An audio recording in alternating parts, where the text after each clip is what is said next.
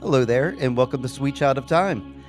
I'm your host, Steve Barnes. Today we're talking about Dark. We're into season 3, episode 4 at this time, Life and Death. And I'm here with your recapper. She's from one of my stories. She's my co-host, and she's the host of one of my stories. It's Lindsey Dunn. Ahoy there, Lindsey.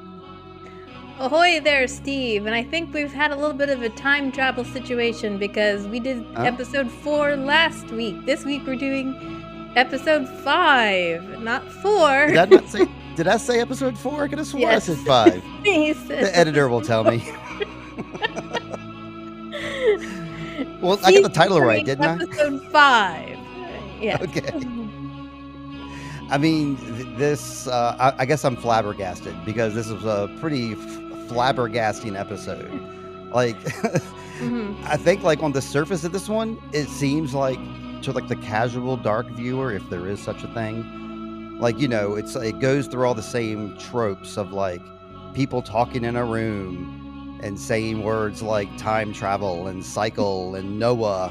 And it looks like just an regular old dark episode, like that follows that formula. But no, this one really, I think, requires a rewatch, like not just a recap podcast like ours, but a rewatch, because so much interesting stuff is laid down in this episode that is great for rewatches. This is like a real ear turner, an ear burner. That's what I should say. Like my ears were perking up a lot since I've already seen the series.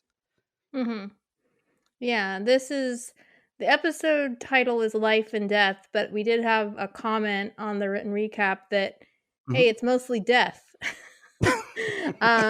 This is probably one of the emotionally heaviest episodes of the whole series. We like to talk about season 2, episode 6 being like one of the happiest and one of people's favorite episodes. And this is up there with the episodes that make you want to give up sometimes. And maybe, you think about not finishing the show at the end of this episode because it's so heavy altogether. Wow. Okay. Yeah, that's not a bad assessment. Like I remember you felt the same way about season 2, episode 10. Like you felt that one kind of like left on a real bummer of like not a bummer, but it left you in a kind of a state of hopelessness, is what you said at the time. And yeah, you're right. This one is, but I think this one doesn't. This one, like, it has some similarities to that episode, doesn't it? Quite a bit. Yeah, I think there is some mirroring happening here. I don't know. This one fascinated me though. I thought it was. I don't know. It didn't bum me out as much as that previous one did. I had a lot of fun with this episode. I don't know. I'll talk during the recap, but I thought a lot of these scenes, like even the heavy ones, were just like a lot of fun. This was to quote the meme that I saw earlier from you. This was not mid. I mean, this was lit. This slapped. I mean, this was, I'm not spilling the tea here, but I mean, I won't lie. This is actually one of the episodes I've been looking forward to covering the most, just because it is the heaviest. And, I like my bleak things. Otherwise, I wouldn't be watching the show. So I like it, but at the same time, I think it's really heavy. And I know some people have said it has one or at least 2 of the most traumatic scenes of the whole series as well in one episode. Yeah. I'd agree Like with some that. people would put them in the scene, like scenes I only need to see once. Right. Yes. Yeah, for me it might be the White Devil. Like some of the scenes in the White Devil I don't really care to see again. I don't care to see Egon die again. I thought that was a tough scene to watch personally. Yeah, I So think I can see that. the only other episode that maybe ended on was quite as traumatic as seeing like Ulrich bash Helge's head in with a rock. That's a Well, pretty dark one, but that's only one moment in an episode.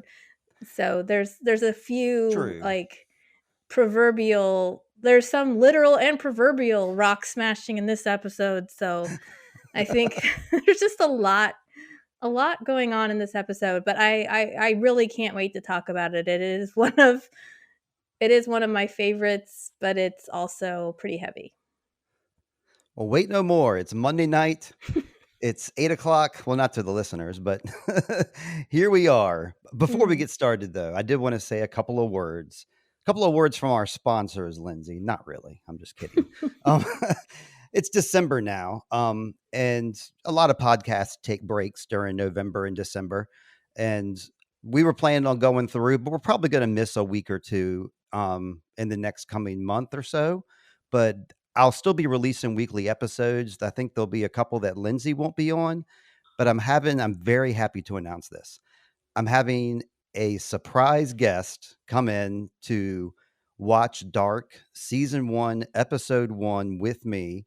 And this person is my sister, Vicky, who does not like shows like this. She does not like bleak shows.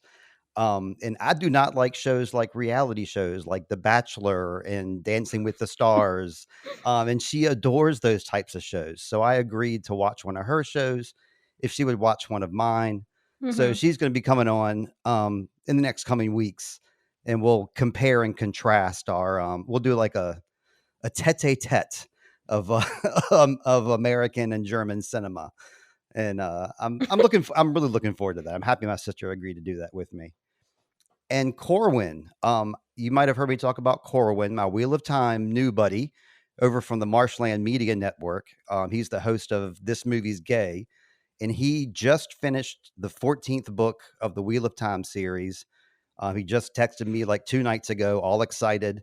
And so I'm going to have him on the podcast in a couple days here while he's still fresh in his in his vigor from finishing this series. And we're going to talk all about it.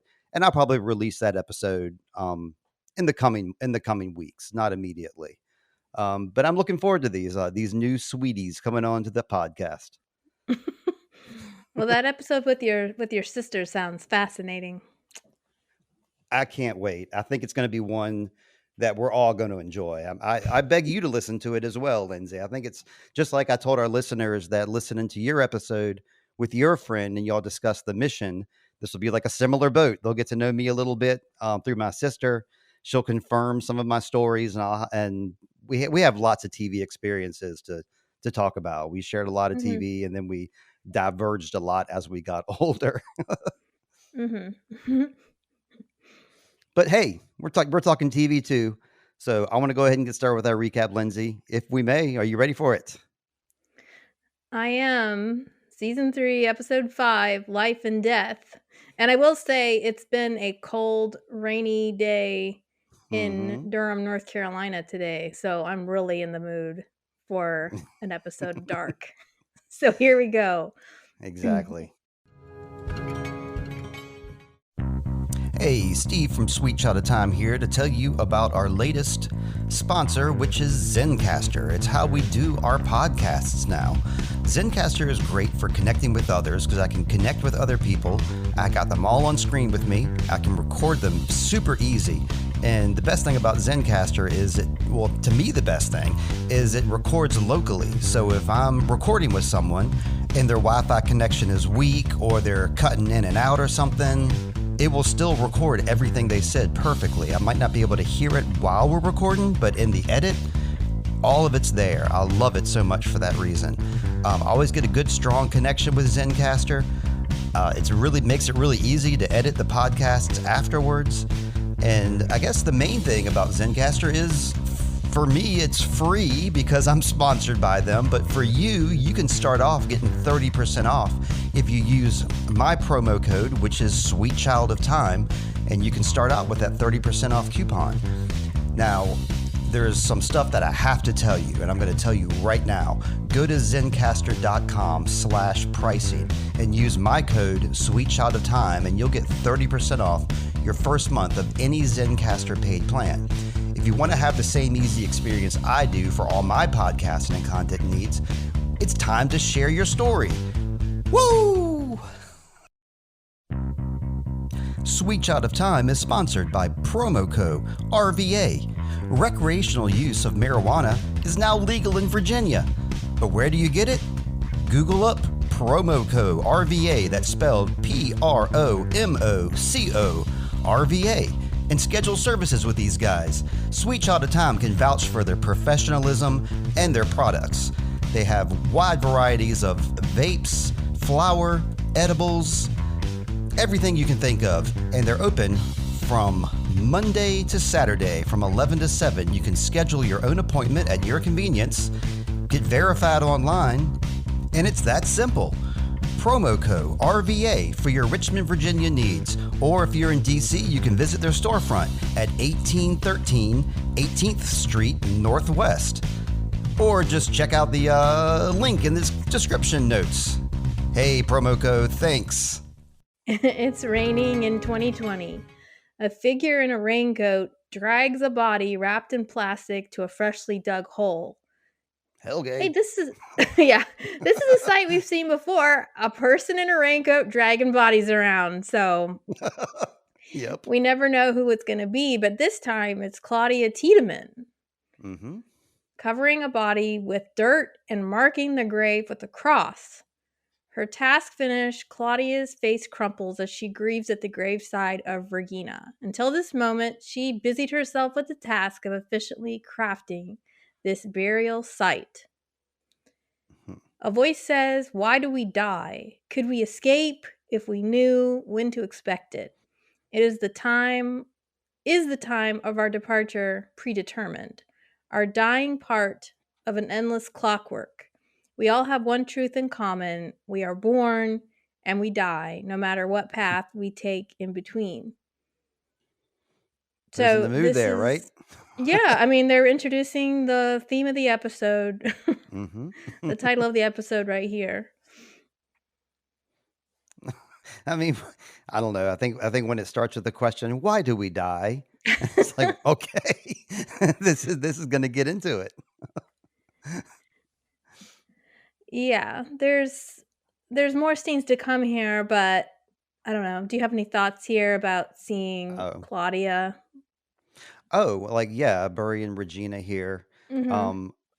I liked how you pointed out that, now that, like, she was busying herself with making that grave nice and perfect and doing her thing, but then, like, facing the reality that she's gone, that's it's touching. Yeah, don't really have much to say. The eulogy that the narrator gave Regina afterwards wasn't exactly touching. But I do like what's coming up next, which you're getting ready to describe, is like, I love when Dark does this. They do the split screen. I'm just a sucker for it. Give it to me every time. So, so let's get into that. Before we go into that split screen, Sure. What struck me about this beginning is last episode we didn't see Claudia at all. Okay. The death of Regina happened in episode 3. So that's when we saw Egon come and smother her with a pillow. So they sort of Not Egon, Trant. Got to jump in there. Yes, sorry. Trant. That would be something. Her grandfather. But you never know in Dark. Yeah, we saw Trant, but that was episode 3. So sometimes when you're doing these episodes one at a time, you kind of lose the plot. And I was like, oh, they sort of left Claudia and Regina for an episode because the whole last episode was about the origin, and it was we had more about like Hannah and Egon and more about Jonas and Martha. So, but yeah, it was just seeing her sort of bury the daughter that she really wants to save. It's a sad image, poignant image, and the thing is she's been doing everything that she's been doing so that Regina can live, and here she's burying Regina. And so it would be easy for her to give up hope. Yeah, sure. All right, so then we have the split screen contrasting the realities happening in 2 worlds. The worlds are different but the same. The ramshackle grave marker in World 1 contrasts with the carefully constructed one in World 2. So in World 2, Regina has already died from her cancer, and there's a real grave that was purchased instead of this one that Claudia had to put Hey, together. Claudia's grave is a real grave too. Take that back. I didn't say it's just ramshackle. But it's beautiful in its own Yes. way too. It's made of, looks like chalk and wood. And Yep. but yeah, kind of like in the olden days, this is what they had to do. They didn't have time to do, if you were like Little House on the Prairie, someone died on Right. the way to your new home, this is what you did. Yep, that's true. So in World 1, Elizabeth and Peter survived the apocalypse in the RV. In World 2, they live in comfort. But either way, Elizabeth feels adrift from her family, and we just see that in her face. Then in World 1, your lady, Katarina, sits in Mikkel's old bedroom and holds the photo of Mikkel and Inez. And in World 2, Katarina looks numbly at her family photo where Ulrich's image has been torn out, a visual reminder that her family is torn in two. Yeah, these are just the neatest. I don't really have much else to add. Um, Other than that, I love these split screens, and that's maybe like 15% of the reason I love Dark is just that device itself. Yeah, I thought it was interesting that like Katarina's family is a broken family in either reality, even though Yeah, she has all of her kids in the one world, but it's either way she's not happy. right. So And I either always think way, that's, go ahead. I was just going to say it seems the same with Peter as well. He Hmm. doesn't seem like he's in his own skin in either world either. Yeah, even though he got to hang out with Benny in the church, you know, he's not happy either because he's kind of living two Hmm. lives. Sure, sure. Yeah. Okay, so then we have the title credits, and we are in 2053 World 1. Decayed bodies hang from the trees. Adam speaks to Charlotte. Your path will always lead you here, to Elizabeth, to me. Time plays a cruel game. Have you made your decision? One more day, and we can untie this knot once and for all. Adam wants Charlotte to do her part of the work. The thing only she can do. We don't really know what that is. Charlotte looks uncertain. She turns the finger back at him. Will you see it through? Adam affirms that Eva will never achieve her goal and that world doesn't deserve to be saved either. We don't know what either of them means at this moment, but I do enjoy that Charlotte flips the script and puts Adam on the hot seat. But rather than answer her question, Adam points the finger at Eva. Yeah, I suppose so. But I hate to admit it, but Adam has done quite a bit for like his part, quote unquote, in this whole time travel scheme. He's played a pretty big role, I would say, as the mastermind. Um, but I think it's cool that Charlotte's important. Her importance in the show is like coming to the forefront now, and we're not exactly sure what it's going to bring. But it's Charlotte's being moved up in importance. Whereas before she was always worried, she was the interrogator. Um, we get Mm-hmm. to know a lot more about her this episode. Well, that's totally true. You said she's always played the interrogator, and she's doing exactly the same thing here to Adam. And I Yeah, love that's that. right. It's like a lovely bit of character consistency. I mean, Adam, to everybody, he's always making these crazy speeches, and then people get really mad. Jonas always loses his temper and starts like screaming that I want this to stop. And Charlotte's just calm and just says, well, what about you? She Yeah. just she's not answering his questions. I like that she's like, yeah. Let's see. You could see like in the background, some of those trees had like those giant like tree burls. I think they made like I think they showed those kind of on purpose. Because are you familiar with what those are? Like when you see the tree Mm, and it has like a big like a pregnant belly. It's called a burl. and it's just where tree roots and tree like stems have just gotten like all knotted and entwined in each other right there, creating like this big like on the surface it appears to be like this big cancerous thing, but it's really just part of the tree. It's, it's not diseased or anything.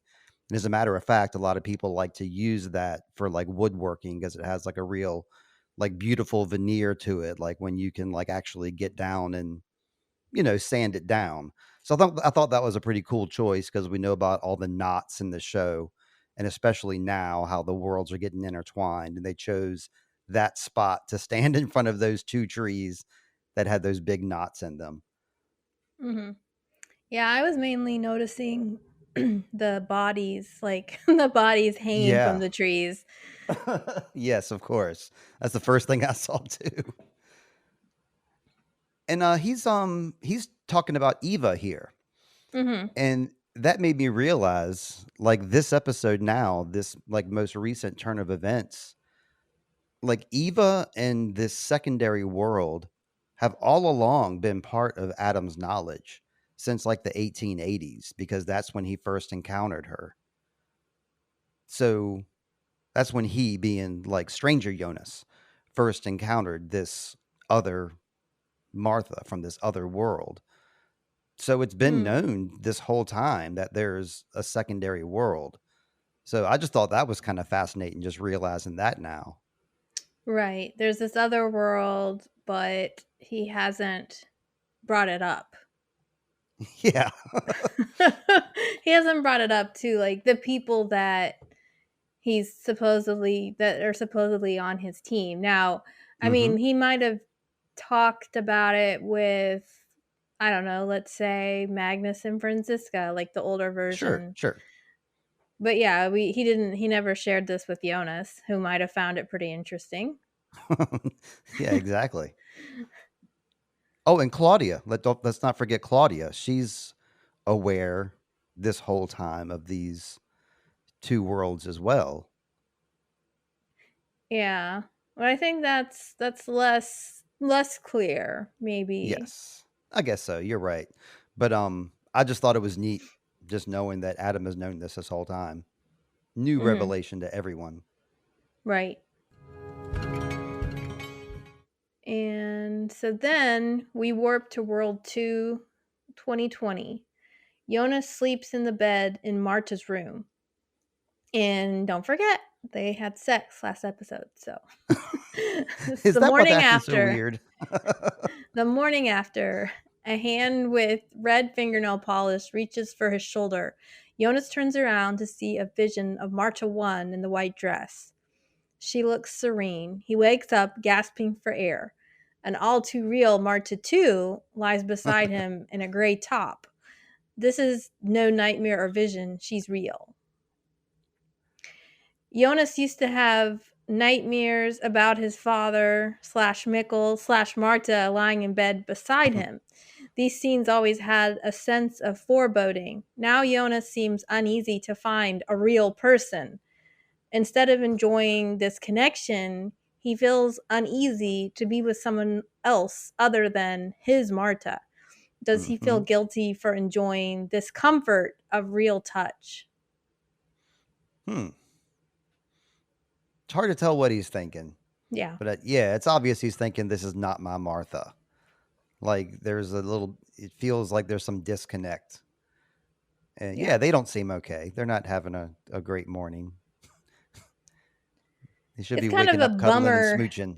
Yeah. This is where we stay this is where we encounter that this episode is going to be a bummer with a capital B, because in a way, last episode we were happy that we got to Hmm. see a Marta and a Jonas together.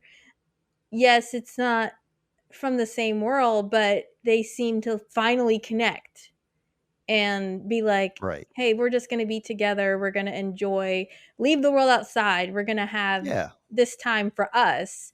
And then, yeah, as soon as you see him, he doesn't look happy. And you're like, dude, No. you just, you just slept with a Marta. Shouldn't you be excited? Yeah. Well, I guess that So, leads right into your leads right into yeah. your next paragraph here. He gets out of bed and begins to get dressed. Marta sees the distance in his eyes and follows suit. It's time for the awkward morning after conversation. The connection from last night feels like a dream in the daylight. Both of them make eye contact but quickly look away, betraying the awkwardness they both feel. Maybe they would like to say more, but it's not possible. Jonas remains focused on saving his world and his Marta. Marta too senses this and is too stubborn to confront him about it. Before they leave the room, Jonas picks up the yellow raincoat. After a moment of hesitation, he hands it to Marta too, an uneasy offering. He tells her they need to get to the power plant. Yeah, maybe once they have a mission and they get on the move, maybe they'll start talking and warming up to each other. I don't know, but he did give up the coat though. That was significant. Yeah.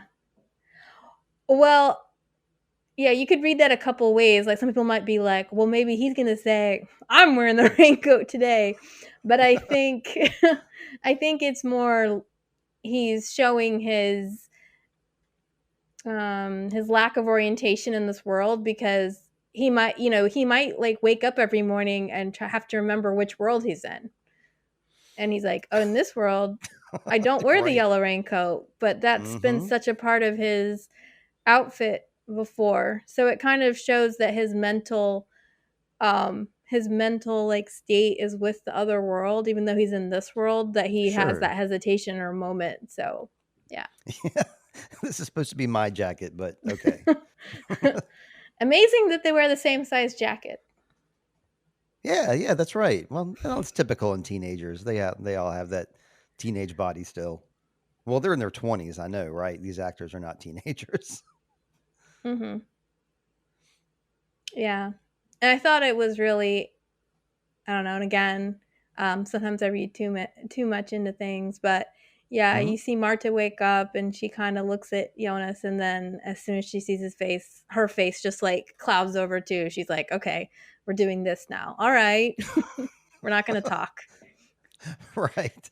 What do you call that? Like, I don't know. It's not an emotional vampire. It's the opposite of that. It's like somebody who Yeah. like feels what other people empathy. Emotionally unavailable. Well, I just mean Um, she looks at his mood and she immediately adopts that mood oh, to yeah. like Matt to like mirror him. Mm-hmm. Yeah. She's like a master of matching whoever she's with. Yeah. Yeah, a mood matcher. All right, a scene that never happened at my house and never would happen. Coming downstairs with Oh the guy God, you slept with last night and facing mom. brazenly. Yeah. They come downstairs. Katarina too demands to know where Marta has been. Hey mom, I've been upstairs sleeping with this guy. She doesn't say that, but the family has been looking for her. Marta has tears in her eyes, though. She can see the worry on her mother's face, but chooses not to offer excuses or words of comfort. Of course, Katerina is incensed at the presence of this strange boy in her house. She has never seen Jonas before. Marta gives her a hug, not knowing if this is the last time she will see her mother. Right. Marta says everything will be okay. So, we've heard those words before from like Alexander. I didn't Mm-hmm. realize they were also words that the Nielsen's used as well.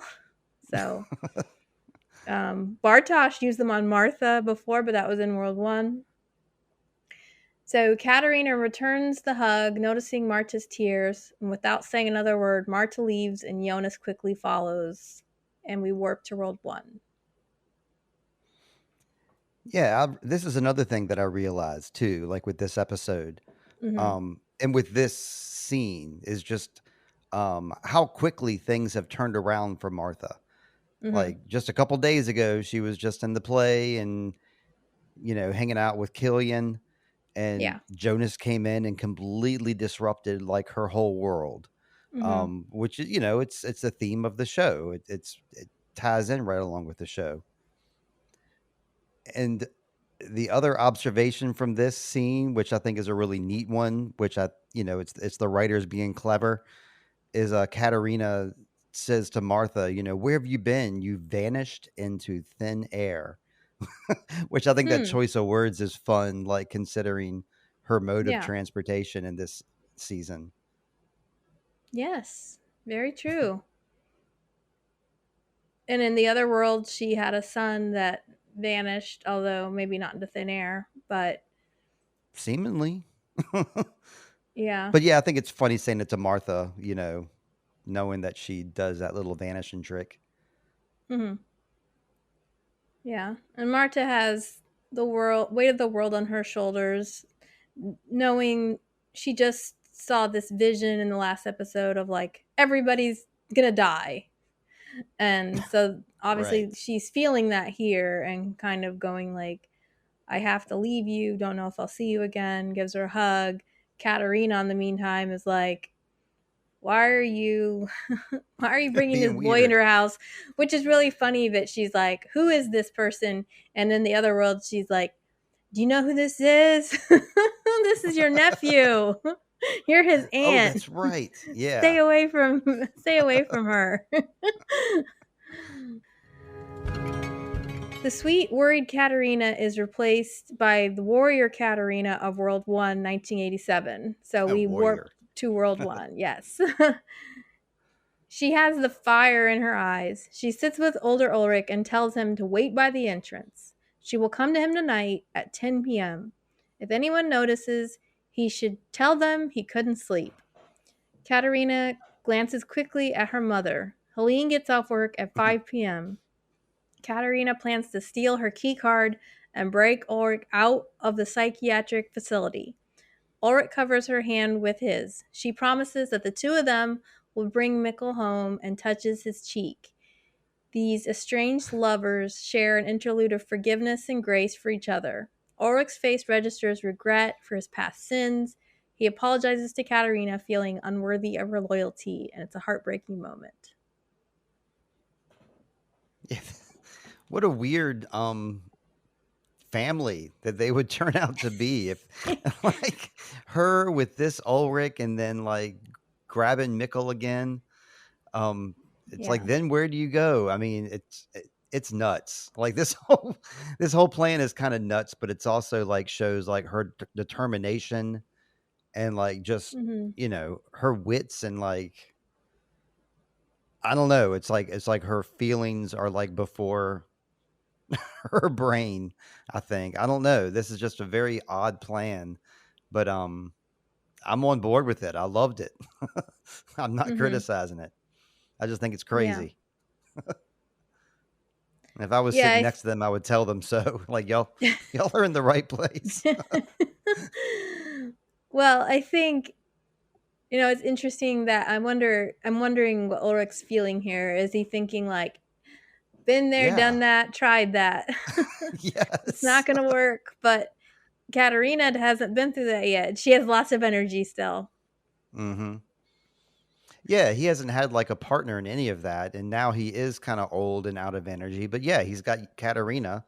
Of course, he's going to back her. He's like, what else am I going to do? Have applesauce tomorrow?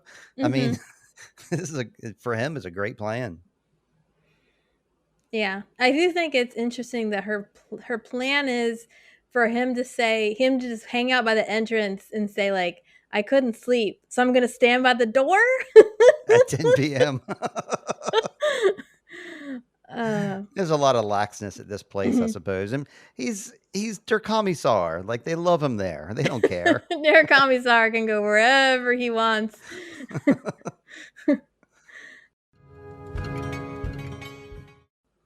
Okay, meanwhile, a voice on the radio announces that 5 high-ranking employees have been given long prison sentences 1 year after the events of Chernobyl.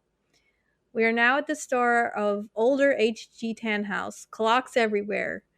German nuclear power plants have been performing increased safety inspections. Teen Charlotte enters the store. She leans on his workstation and casually asks Tannhaus, typical Charlotte, casually asks Tannhaus if he's ever thought it was possible to turn back time. This is a delightful bit of character consistency. Charlotte has never been one for small talk, and all of her abrupt talks with Peter seem to make more sense now. She treats everyone like this, not just her husband. Yeah, this there's a lot to go into in this scene. I'm not going to try to get ahead of us here, but starting from this point, yeah, you're right. She comes in and she has an agenda to have this conversation with him. Mm-hmm. And I can't help but wonder if this is brought on by her interaction with Jonas. Um, because this is around the same time. She's wearing the same thing that she was wearing when she ran into Jonas in the woods and he like did the old time travel talk with her and blew her mind while she was drawing birds that day. So I wonder if like this is, right around that same time frame and she's been thinking about it. He laughs and admits that he has. Of course he has. He's H.G. Sure. Tannhaus. Of course. He read a book about it. She persists. She really wants an answer. He decides to let her in on his inner thoughts, realizing she's old enough. He has wanted to travel, but he realizes his place isn't in the past or the future. It's here with Charlotte. We heard him say similar stuff in season 1, that this is where he's meant to be right now. That's right. He retrieves and opens a small wooden box. He hands her a photo of a young couple with a baby. Charlotte assumes that they might be her parents. Instead, Yeah. Tannhaus admits that this is his son, daughter-in-law, and granddaughter. They all died in a car crash. That same night, he heard noises in the shop. 2 women came to him and brought a baby. That baby was Charlotte. He lost everything that night and was given everything in return. This is a lot more than Charlotte was asking for this day. This is a lot of information that he's given her, and this is some pretty heavy stuff. Yeah, she just asked you if you thought it was possible to turn back time, dude. She didn't ask you to like spill all your personal, but I mean, this is her ultimate question. She does want to know about her parents. Yeah, And that's maybe right. Tannhaus senses that this is why she's asking. Yeah, and to Yeah. him, like this is the ultimate symbol of her maturity. She's asking about time travel. She's ready. Mm-hmm. Mm-hmm. But yeah. Okay, Charlotte listens intently as Tannhaus describes the accident. A truck forced his son's car into the river. Only the bodies of the 2 adults were found. The baby was never located. The only thing Charlotte had with her was a pocket watch that reads, "For Charlotte," and he gives her the watch. Yeah, I'll let you go on before I add Okay. anything in here. Charlotte is devastated. She has been hoping one day that Tannhaus would tell her the identity of her parents. Instead, she learns that she was unceremoniously dumped by 2 unknown women. There is no hope for an answer, and she runs out of the store. Right. Yeah, so I had a few things I wanted to bring up here. The locket, that he hands her this locket and she refuses it. Like, she's like, I don't care about this right now. So does she forget that locket? Like when it's brought back to her by Elizabeth way back Do episode you mean the 2? watch? The Yeah. pocket watch? Yeah. Okay, you're Oh, saying I said she. locket. I meant pocket watch. Like, Yeah. so she didn't take it from him at this moment as a kid. And then when Elizabeth brings it to her, she doesn't remember it either. Do you think? Oh, that's right. Okay. So you're saying she ran out of the store Yeah. without the pocket watch. Right. Okay. I think like she didn't give a crap about a pocket watch at that moment. And Mm-hmm. that's I mean, because I'm sure some people watching this are like, there's the locket. Why didn't she recognize it when Elizabeth, Yeah. handed it to her? And this is why, because it was just a brief glimpse of this thing that she just didn't care about at the moment. She cared about that picture. She cared about her identity. And that's Mm-hmm. where Tannhaus really screwed up royally. Like all he had to say was like when she says, "Who am I?" He's, "You are you. You're Charlotte." Mhm. That's who you are. You're the same person you've always been. I love you. But instead he just looks at her like, I don't know who you are. Beats me, kid. I Yeah. mean, it's pretty goofy in my opinion. Tannhouse's response. I call him a goofball here. Well, he does. I think he does say some nice things. He says that he lost Yeah. everything that night and was given everything in return. So he starts on that path. You could say Charlotte ran out before he could finish the nice thoughts. Process. Yeah. That's what I was thinking though when she's like, "Who am I?" Mhm. Like, you're you. Just because Yeah. we don't know your birthright, you're still you. But it's just an aside. It was just Yeah. something to get mad at Tannhouse about. Okay, she talks about that there was this car crash. We've seen another car crash in the show. That being the car crash of Helge. Right. Yes. Um Helge is Charlotte's father-in-law. Um, but Oh, interesting. Okay. not necessarily, there's not any kind of obvious connection, but I just think that this is, car crashes. we've sort of seen that before, and Yeah. we've seen that had, Helge lived, but he never fully recovered. But of course he's had more than Mm-hmm. one accident. We know his head was bashed in with a rock. Then he had this car accident, That's what really did him but in. he lived. He survived the car crash. Right. So I think here, um, yeah, my ears really perked up when they started talking about this. And this is a scene to remember. This is a bit of dialogue to remember. Mhm. They say that the body was never found. So anytime they say something like the body was never found, your ears should definitely perk up. Mhm. But this is just an aside that he gave her, and it seems like it's unrelated to the two women that brought him a baby. So it's Yeah. it's just a neat little story that she doesn't think it's neat right now. She's but us rewatchers of Dark really like this scene a lot, and this is one to catalog and come back to later. Yeah. Well, yeah, I mean, that's a good point. Now I'm kind of thinking, okay, now it kind of seems like um okay, did Charlotte come? It just says two women came to him and brought a baby. And Mm-hmm. that baby was Charlotte. Now, I'm assuming that, well, no, and she had the pocket watch with her. So Mm-hmm. that means that would be a way of those two women Mm-hmm. communicating that this baby's name is Charlotte. So it's not like Yes. Tannhouse took this baby and named the baby Charlotte, Right. Right. to replace that baby. So there's that fact. But let's also remember that it was last episode that we saw the earliest time the father of Gustav Tannhaus, Heinrich, had the pocket watch. Yeah, that's right. For his Charlotte. Yeah. So what do you make of that, Steve? That this pocket watch was, Mm-hmm. we've seen it in this earlier time where this man, this pocket watch belonged to his wife. A And tan then house, right? here's the watch now. Being given by two women back to Tan House, right? It's a small Yeah. town, Lindsay. It's been handed around. It's thrift Um, stores are a beautiful thing.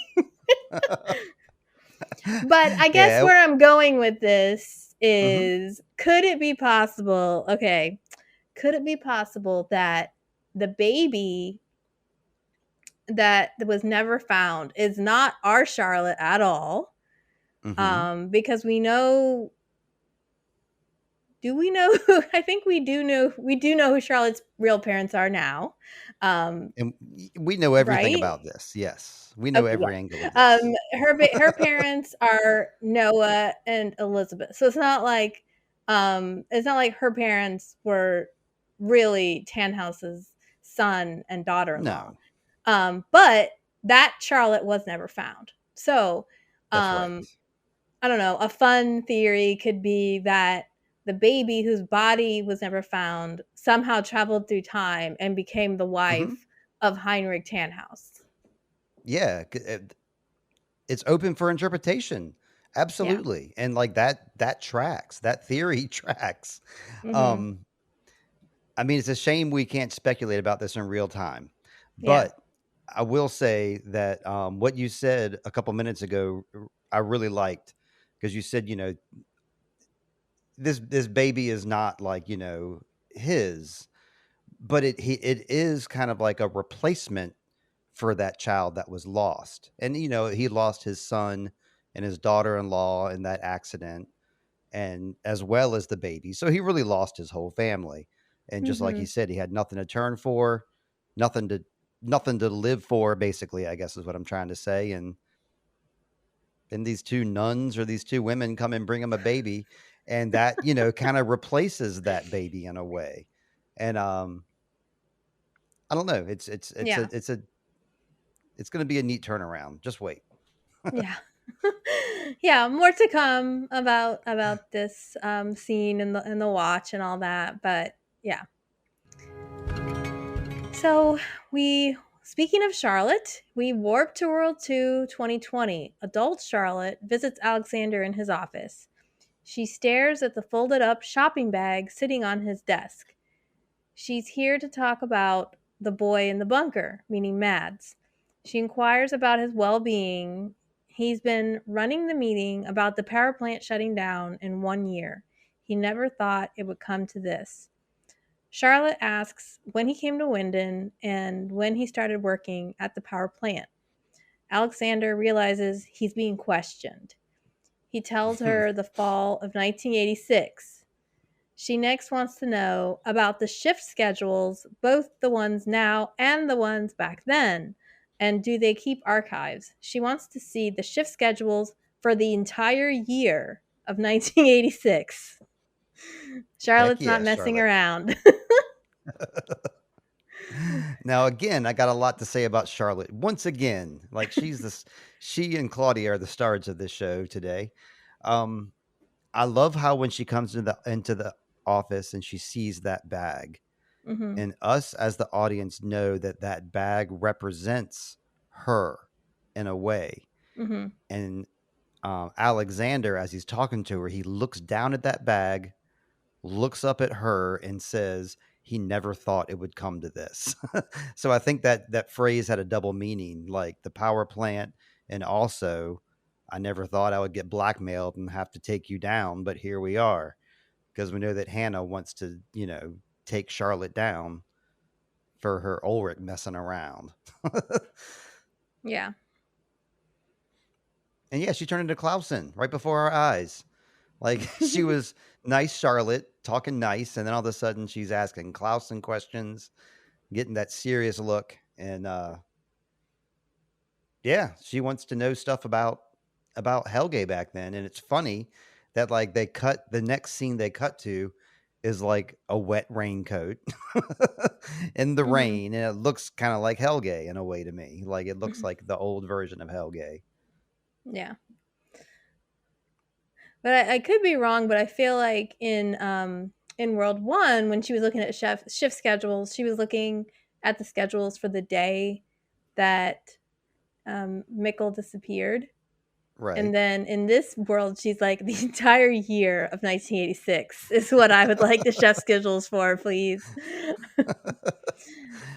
Well, I think there is a tie-in with that though, because she's narrowing it down to like it's within this episode. I think like she narrows it down to like a 16-minute window.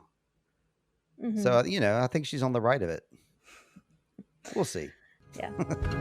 So back in World 1, 2020, Claudia walks into the post-apocalypse police station. It's raining, and she hears something and picks up a metal bar ready to fight if needed. There is another Claudia, the same age, impeccably dressed, hairstyled, Mm-hmm. and they commence in an epic stare down. Yeah, we get some shaky cam action here. I thought maybe some zombies were going to come out at her at the beginning. It was like real horror movie stuff.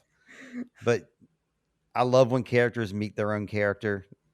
I've told you many times it's something I've often thought about is like walking down the street and then like walking into myself down the street and having an epic stare down just like this with a World Two Steve. So yeah, seeing this stuff is great to somebody like me. I love it. I don't know, something about this Claudia, the impeccably dressed Claudia, Yeah. makes me want to slap her because What? Why? because she has this smug look on her face, and she's like, "Hello, Claudia." Like, I got you. I don't like people Okay, who okay. just come into a room and act like they own everything. So, Okay, I'm not gonna. I can respect that. I don't agree, but I can definitely respect it. plus, it gets me that we know that like the Claudia's secretary Jasmine back before she was Hmm. killed was like she wore the same outfit twice. She stopped wearing makeup. Right. And so here's like the old Claudia who is, there's people make the joke about like everybody in World 2 is like, I don't know, 10% sexier than everybody in World 1. So That was my I don't joke. know. Yeah. I like your joke. Yes. Okay. Well, I don't know. I like our new Claudia who's like going au natural better. So Yeah. I mean, yeah. I would agree, but I mean, I'm not going to hold it against anybody if they want to put themselves together and look nice. That's fine. I mean I her mean, I feel more at ease with the chill Claudia. I yeah. definitely agree with you, but I don't know. This other Claudia's. I got to hand it to her. I mean, I respect that button down Claudia. I'll do whatever she says. Her shoulder pads aren't nearly high enough, but I mean, she's on her way. Yes. All right. So, meanwhile, Elizabeth and Peter come out of Benny's trailer. Elizabeth looks downcast. They walk to the barricades near the power plant. Peter checks in with the guards. Elizabeth holds the pocket watch. She tells Peter that she doesn't want to go with him today. She wants Peter to accept that everyone is dead. If they were alive, they would Hmm. come looking for them. And she turns and walks away, and Peter starts to follow her, but changes his mind. I mean, she's right. If they were alive, they would be hanging around that exact same spot. Mm-hmm. So I can't fault her, but yeah, I mean, everybody knows this. You don't leave your young kids behind in a post-apocalyptic world. You, you don't do it because bad things happen. So, Peter, that was a mistake. You shouldn't let her go. She's 11, dude. Come on. Yeah. Peter made a fateful error that day. Mm, But, hateful. Yeah. yeah, I can't help but feel that Noah is responsible a little bit. Him and his funny live in the cave in the hole A on the in the notepad. Ever Wait, since you she think got that. Noah's responsible? Wait, back up. Why is that? The last time we saw Elizabeth, Uh huh. they were at Jonas's Oh, house, and okay. teen Noah was stalking them, and he comes in and talks to Elizabeth. And then at the beginning of this episode, when we see Elizabeth, she's holding that notepad, just staring Yep, at it. she is. You're right. You're right. So Hole. you're so you're saying it's his fault that like that's the he influenced her basically. Not necessarily it's his Yes. fault, but he was an influence on her line of thinking. Yeah, she's starting to Okay. come out of the I don't know, she's been in this mode where she's like, I'll go wherever my dad goes, try to like Sure. make, be his daughter, we are partners or whatever. And ever since I feel like they encounter Noah, she's grown increasingly discontent with her situation. I can't disagree with you, but I thought what you were trying to say was like what ends up happening later in the episode is all Noah's fault. And I'm Oh, like, no. I don't think that's true, Lindsey. No. I think that's a pretty wild accusation. No, I That's just why I had to meant stop the show. yeah, I meant Elizabeth, kind of rebelling against her dad. Yes. But Yep. that's Okay. the nature of teens, right? You know, they start rebelling, um, as they become teens, and they're, like, Mhm. kinda wanna go off and do things on their own, and she had this moment with Noah, and she sort of wants to know what's going on in the cave right now. I mean, that's what she wants to do instead of hanging out in that Yeah. RV or, like, hanging out looking for dead bodies. Yeah, absolutely. Yep. So, back at the police station, the Claudia showdown continues. Claudia 2 says that she's here to guide Claudia 1 to the light. There are two groups trying to control time. Here we go Mhm. again, light and shadow. We have heard all of this before, but now Claudia 2 spins her version of it. She asks Claudia 1 to join Eva's side. She can't trust Jonas. He belongs to the shadow. Claudia 1 tells Claudia 2 that Jonas is dead. Remember that after they separated, this Claudia never saw Jonas again. He got distracted by the Marta situation and never came to the bunker where he was supposed to meet her. Thank you for the clarification because we were all confused. We're like, what is she talking about? Jonas is dead at this point. So I'm glad you you brought that up. Yeah. Yeah, after who was in the bunker? It was Claudia, Regina, Mhm. Noah, Elizabeth, and Peter. And Jonas had said, "Meet me at the bunker." Gave her the That's right. suitcase, and she never saw him again. So when she Yeah, that's a tells good her she can't trust Jonas, she's like, "Well, it doesn't matter because Jonas is dead." Mhm. Claudia 2 seems very smug. She tells Claudia Mhm. 1 that Jonas is very much alive and he wants to destroy both worlds and destroy the knot. He doesn't know that this is what he will want in the future.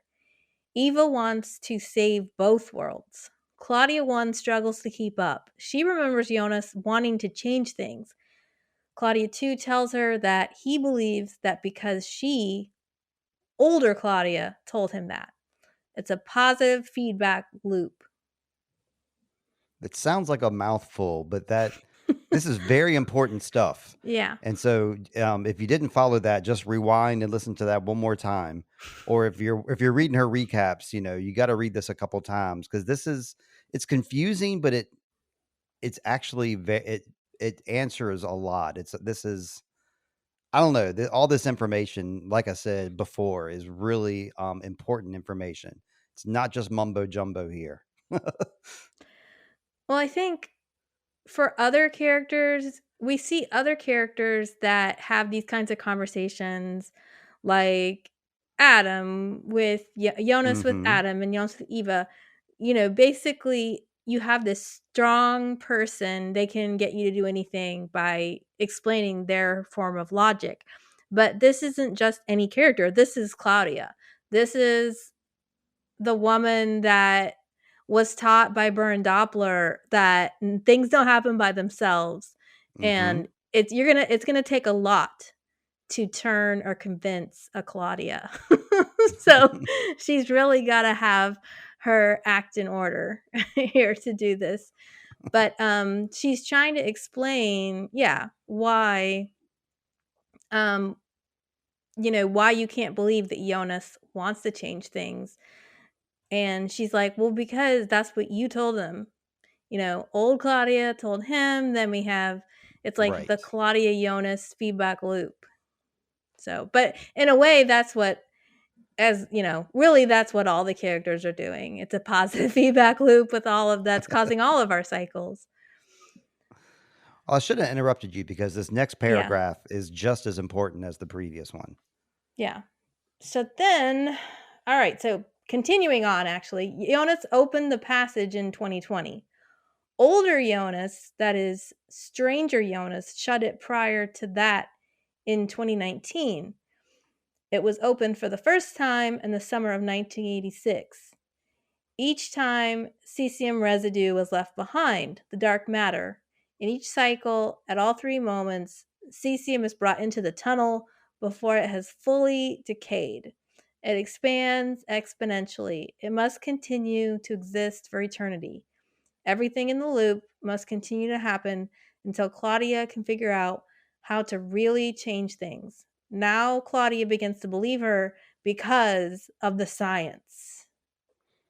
Right. Yeah. Don't get confused by those time periods, because the main takeaway here is that it's the cesium traces that makes this all possible. And we see that when Katarina's in the cave, because you see all those weird swirly things all around her at the end of season 2. I think that's supposed to represent part of that. And I don't know. This it's Mm-hmm. it's well written, Lindsay, is what I should say. And let you move on, because it's a lot to explain, and you did a good job of it. Mm-hmm. Oh, and yeah, Yeah. I should bring the passage must remain open. That's something that is brought up, and that is seen as a mistake when Stranger Jonas closed it, because they say this passage must exist. It must be open for both worlds to be able to exist. So they have to keep that passage open. Mm-hmm. And I got to say, Eva's side does seem much more reasonable to me. And I don't know if that's because it's like a the woman's world where they have a lot more reason, and then we got Adam's world where he's not quite so he just wants to destroy everything. But Eva's side, on its face, and the way Claudia is describing it, seems like the more reasonable side to me. What do you think? Do you, at this point, like if you were made to pick Mm-hmm. sides? Well, I think what they're playing on here is that we all know we don't trust Adam. Sure. So you kind of hope maybe Eva's better. And yes, it sounds, because we already know that Adam is bad news. Us as viewers, we automatically are kind of like, well, maybe Eva can figure it out. Maybe we can trust Eva. Sure. Because even if you don't understand all the logic and don't understand the science, you can understand this one line, is that everything in the loop must continue until Claudia can figure out how to really change things. So Claudia, this new Claudia, she's saying, hey, I do want to change things, but until I can figure out how to do that, um we just need to keep repeating the loop, which is why things like Mhm. Regina dies. Like, even though we didn't want that to happen, it's like, but we just kind of need to take up time almost Mhm. until we can figure out what's really going on. So hopefully Mhm. everybody can like latch onto that little fact, even if Steve's a little bit more sciencey than me. He can kind of track those things, but me, I get lost. I'm like, the relationships are key for me, so I'm just like, okay, all I can understand from this is that, even though I wrote that all down, guys, I pause a lot to be able to like write these things. But she just basically saying, she's trying to break, because Claudia had this connection with Jonas, and she needs to break that in order to get her to even think about coming to Eva's Right. side. So, Yeah, sure. all right, moving on. We warp back to World 2. Marta and Jonas stand outside the power plant fence. Jonas uses bolt cutters to cut through the links.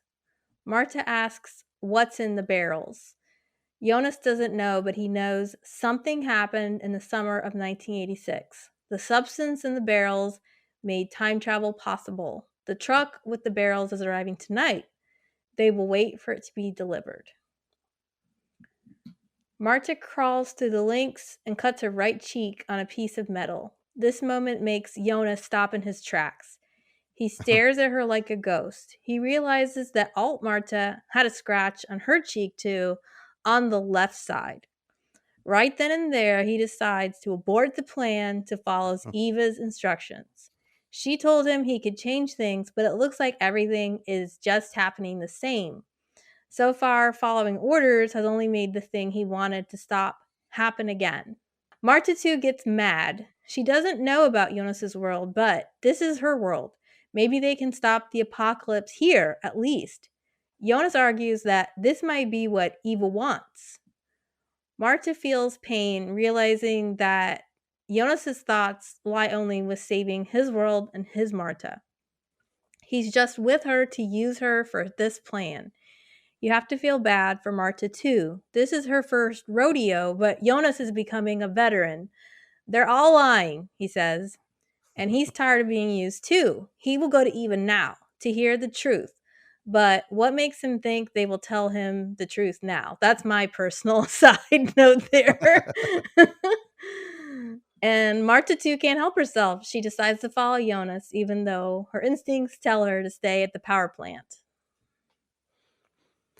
Yeah, this reminds me of what we were saying previously in the episode, what you were saying previously in the episode about Jonas is always on this mission. He's always got his mind on his mission. And then when things like take a strange turn of events, like she scratches her cheek here, so then he realizes, oh, this is just another one of these, dead ends. He gets all bent out of shape, gets all yelly, gets a new plan of action. Martha doesn't, this isn't what she wants to spend her time doing. Like she would, she would much rather read some books and, be happy and have some smiles. And like, this is not a great turn of events for her. Like just a couple days ago, she was doing the play and now this is where she's at. So I don't blame her for being mad and like feeling like I just hugged my mom goodbye and now what are we doing? Well, also, we just saw Jonas wake her up after they slept together, and then he just wakes her up awkwardly and says, we need to go to the power plant. She follows him to the power plant. What does he do? Now he says, oh, we're not going to the power plant. We're going to see Eva. And then the thing is, he says, I'm going to go to Eva now to hear the truth because he doesn't want to do what he's being told. But it's like, well, what if what you're doing now is actually what she wants you to do also? So, yeah. He's following his gut. He just wants to do what he thinks is right, I guess. I guess I can see where he's going. Because he's like, I'm not going to go through with this plan. I'm going to go tell her that I've caught her in a lie. I think that's what he's like hanging his hat on here is like, I caught her in this lie, and now I'm going to see what she has to say for herself. I think that's what his motive thinking is. Yeah, he thinks he's going to catch her off guard, but... Yeah. Yeah, unfortunately. But I do think it's interesting that he just says like everybody's lying. So I'm not gonna do this anymore. Yeah. Okay, so we warp back to World 1, 1986. Teen Charlotte sits at the bus stop with an egg robin blue hat and gray coat.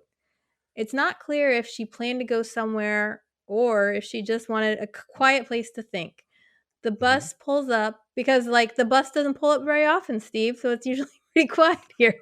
That's true. The bus pulls up and a young man steps off. He politely asks Charlotte how long it will take him to walk to Winden. She recommends he bail. Winden is a black hole. Once you're in, you can never leave. It's now that I notice there's a lovely vending machine for cigarettes on the bus stop. Yeah, that's why Ulrich and Hannah like to hang out here because they're cigarette smokers. The only note that I have before you continue on, because as usual, more cool stuff happens. They're not giving us timestamps anymore. They're like, just at this point, they're like, All right, dark viewers, you're all in. I think you can figure out which world and which scene we're in with just our subtle clues. It used to be they would give us like the exact date on the screen. And they're not doing that anymore for us. It's up to you, Lindsay, to tell us what world and what year we're in. Yeah. And some of this I get from Dark Wiki, and some of this I just figure it out on my own. But Kudos. but yeah. Yeah, and so this is another repeating thing. Somebody else said Winden was a black hole. Was that Katarina, or I don't know. Yes, it was Somebody's when she was on the talk radio show. Yeah, there's like the black hole and there's the festering wound. So sometimes I have a hard time remembering who said what. Right. That's why I thought the burl was interesting, that they showed that tree burl like right next to Adam earlier for the same reason, a festering wound. Yeah. A huge hole of, I don't know.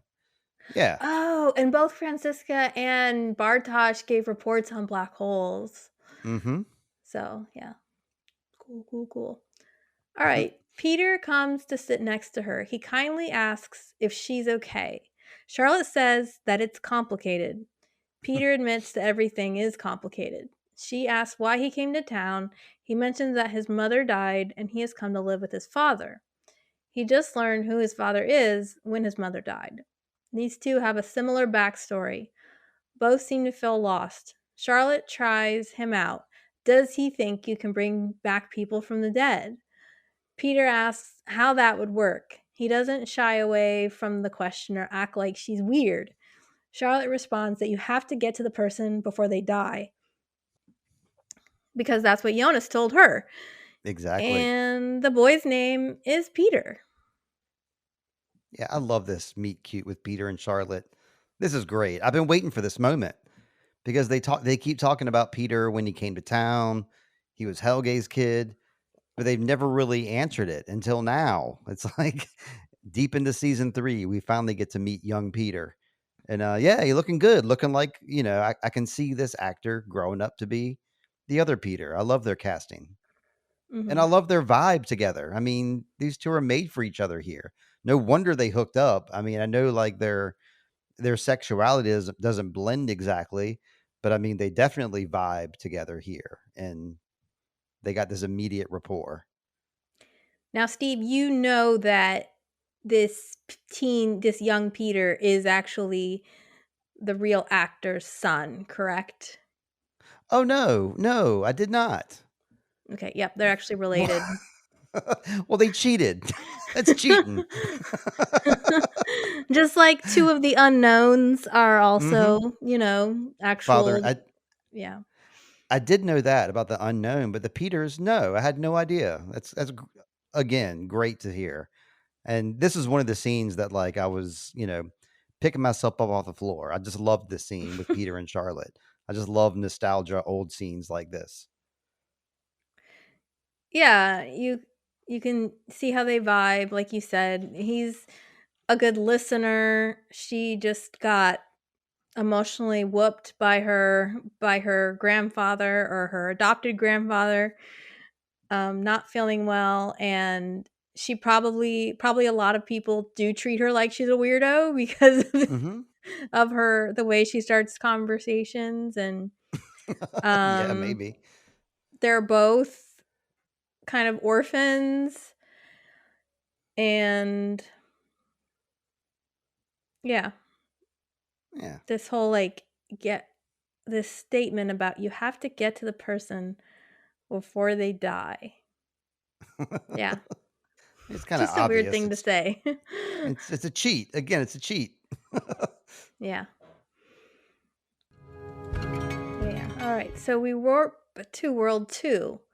Elizabeth sits on the couch. Charlotte comes home and wonders why Elizabeth isn't in school. She didn't go today. Peter comes out to see what's going on. Charlotte is home early. She tells him that she went to see Alexander. It turns out that Helge was working at the plant the night that Mads disappeared. His shift ended at 6 p.m. Mads disappeared at 6:21 p.m.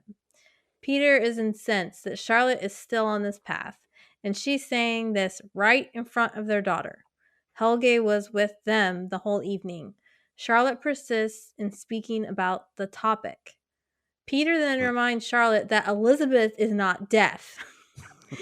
And it's a good reminder for all of us. I mean, we know that, but it's also like, okay, which is kind of funny because in the other It role, is. she is.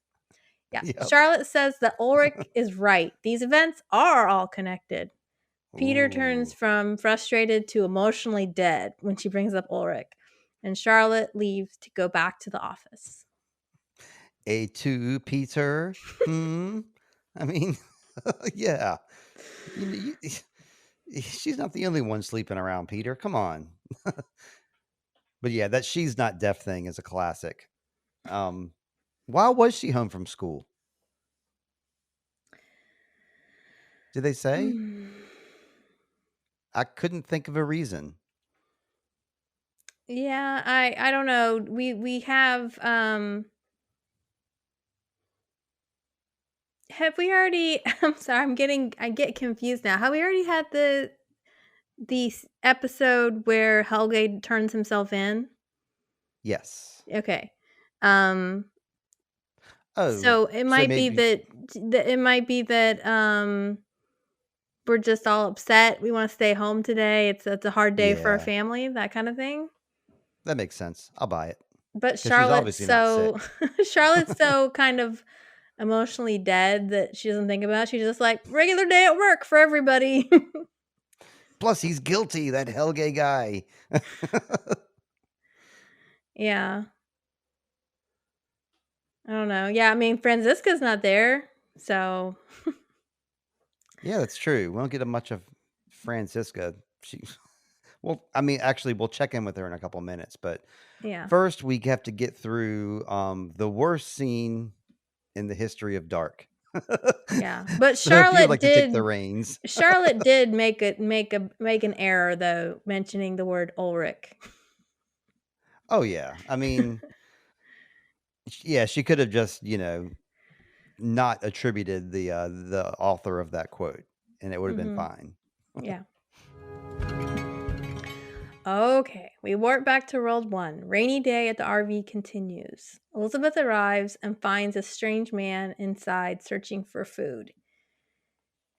And before we get to the scene, let's just all remember that the man is Sauce Boss.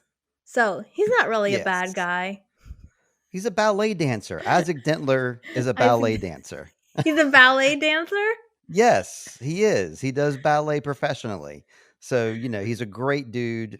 He's not great in this scene. And I Mm-hmm. told him so on Instagram. Mm-hmm. I I wasn't like to afraid to go think there. I like to think that Bo and Yantia appreciated the work he did in this scene so much, and that was his audition tape for $18.99. So we're gonna Yes. give you a different role here, buddy.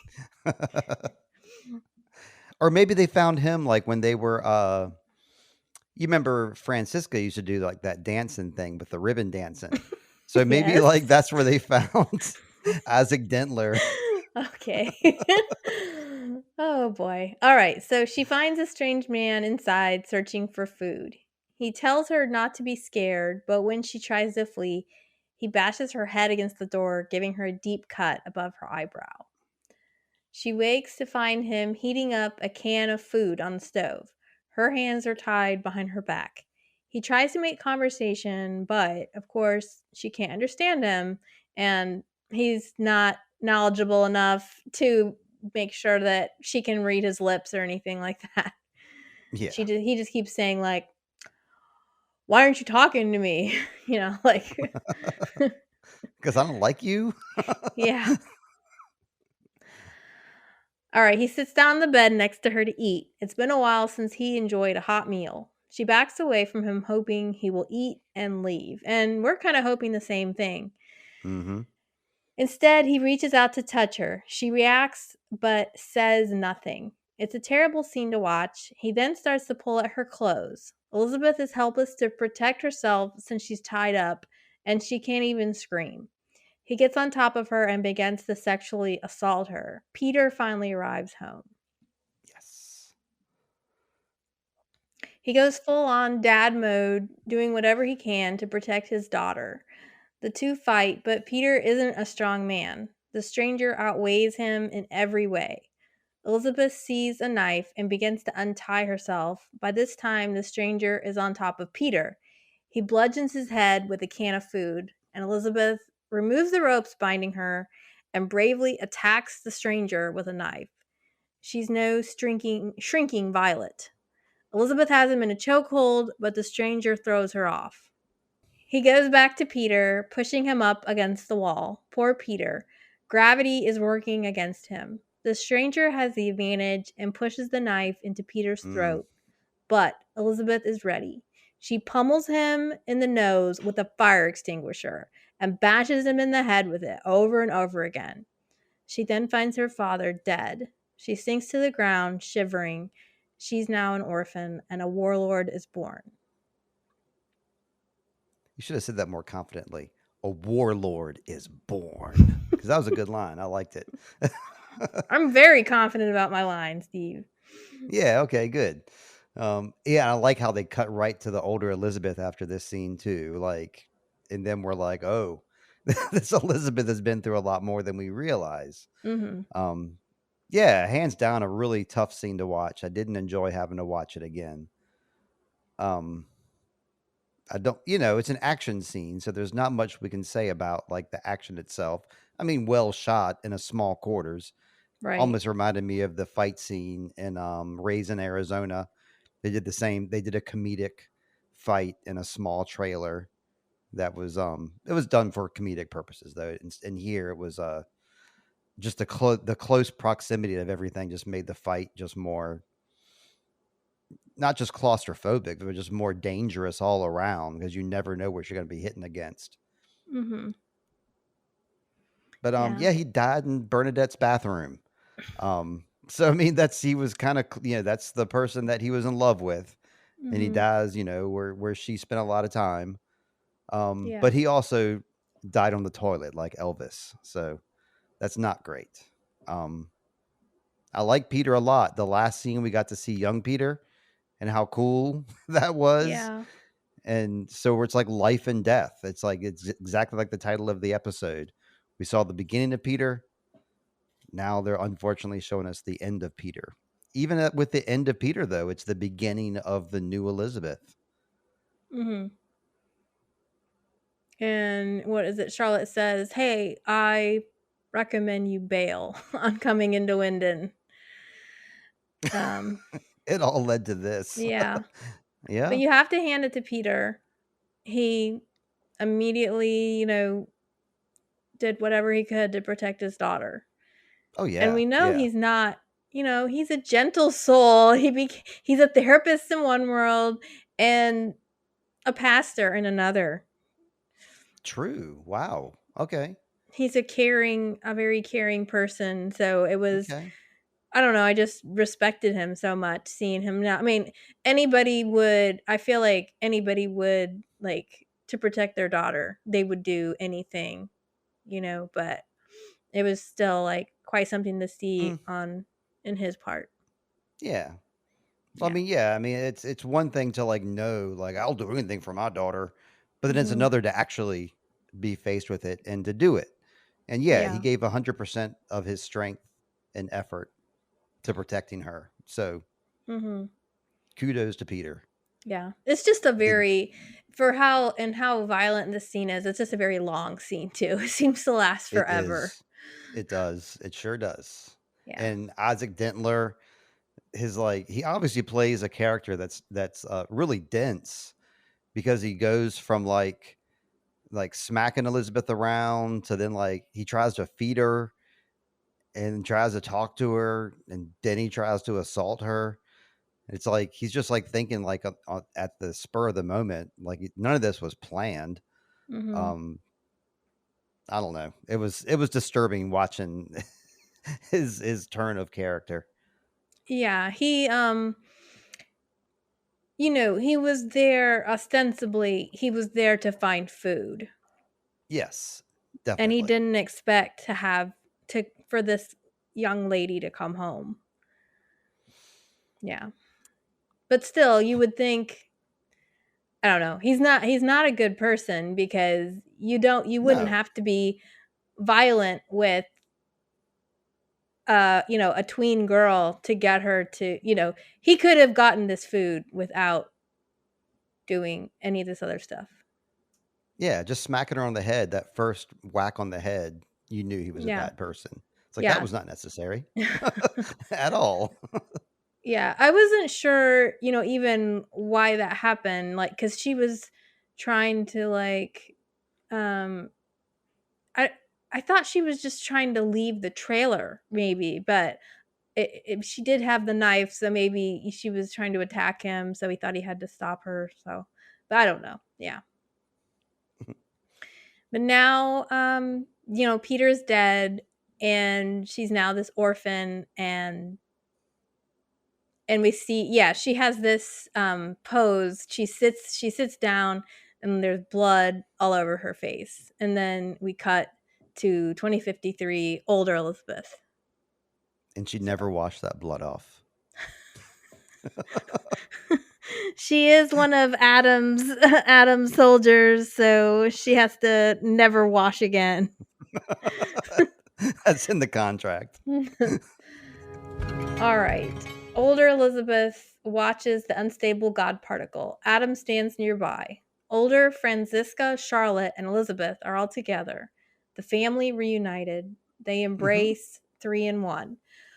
Adam tells Franziska to let go. Franziska pulls herself together and flips a lever. Elizabeth and Charlotte enter the now stable God particle in hazmat suits. This was cute. All the reds hugging. This was nice. Francisca might be mute here too, right? I mean, they don't give her any lines at all here. This is World 1 Francisca, Yeah, so she can talk. But they just don't give her lines. That's all. They would have to pay her. Yeah, Elizabeth had more lines in this episode than Francisca did. That's weird. All right, so we then. I had another. Wait, okay, yeah. I had another thought. Go ahead. Could Francisca also be Elizabeth's daughter too, just for fun? Can we? Wait a second. Because we know that like Charlotte and Elizabeth are connected, but what about Francisca? Can't she be connected too? And I mean, she is. She's part of this crazy family too. I don't know. I want her to have a weird mom connection. Also, it's just boring to have Charlotte as a mom. It'd be more fun if you had like Elizabeth as your mom. I don't know. We can move on. Okay, well, in this wonderful jokey time, I've actually now come up with something important to say, or something insightful at least. Okay, so at the beginning of the episode, we saw Adam talking to Charlotte about, "Are you ready to do your part?"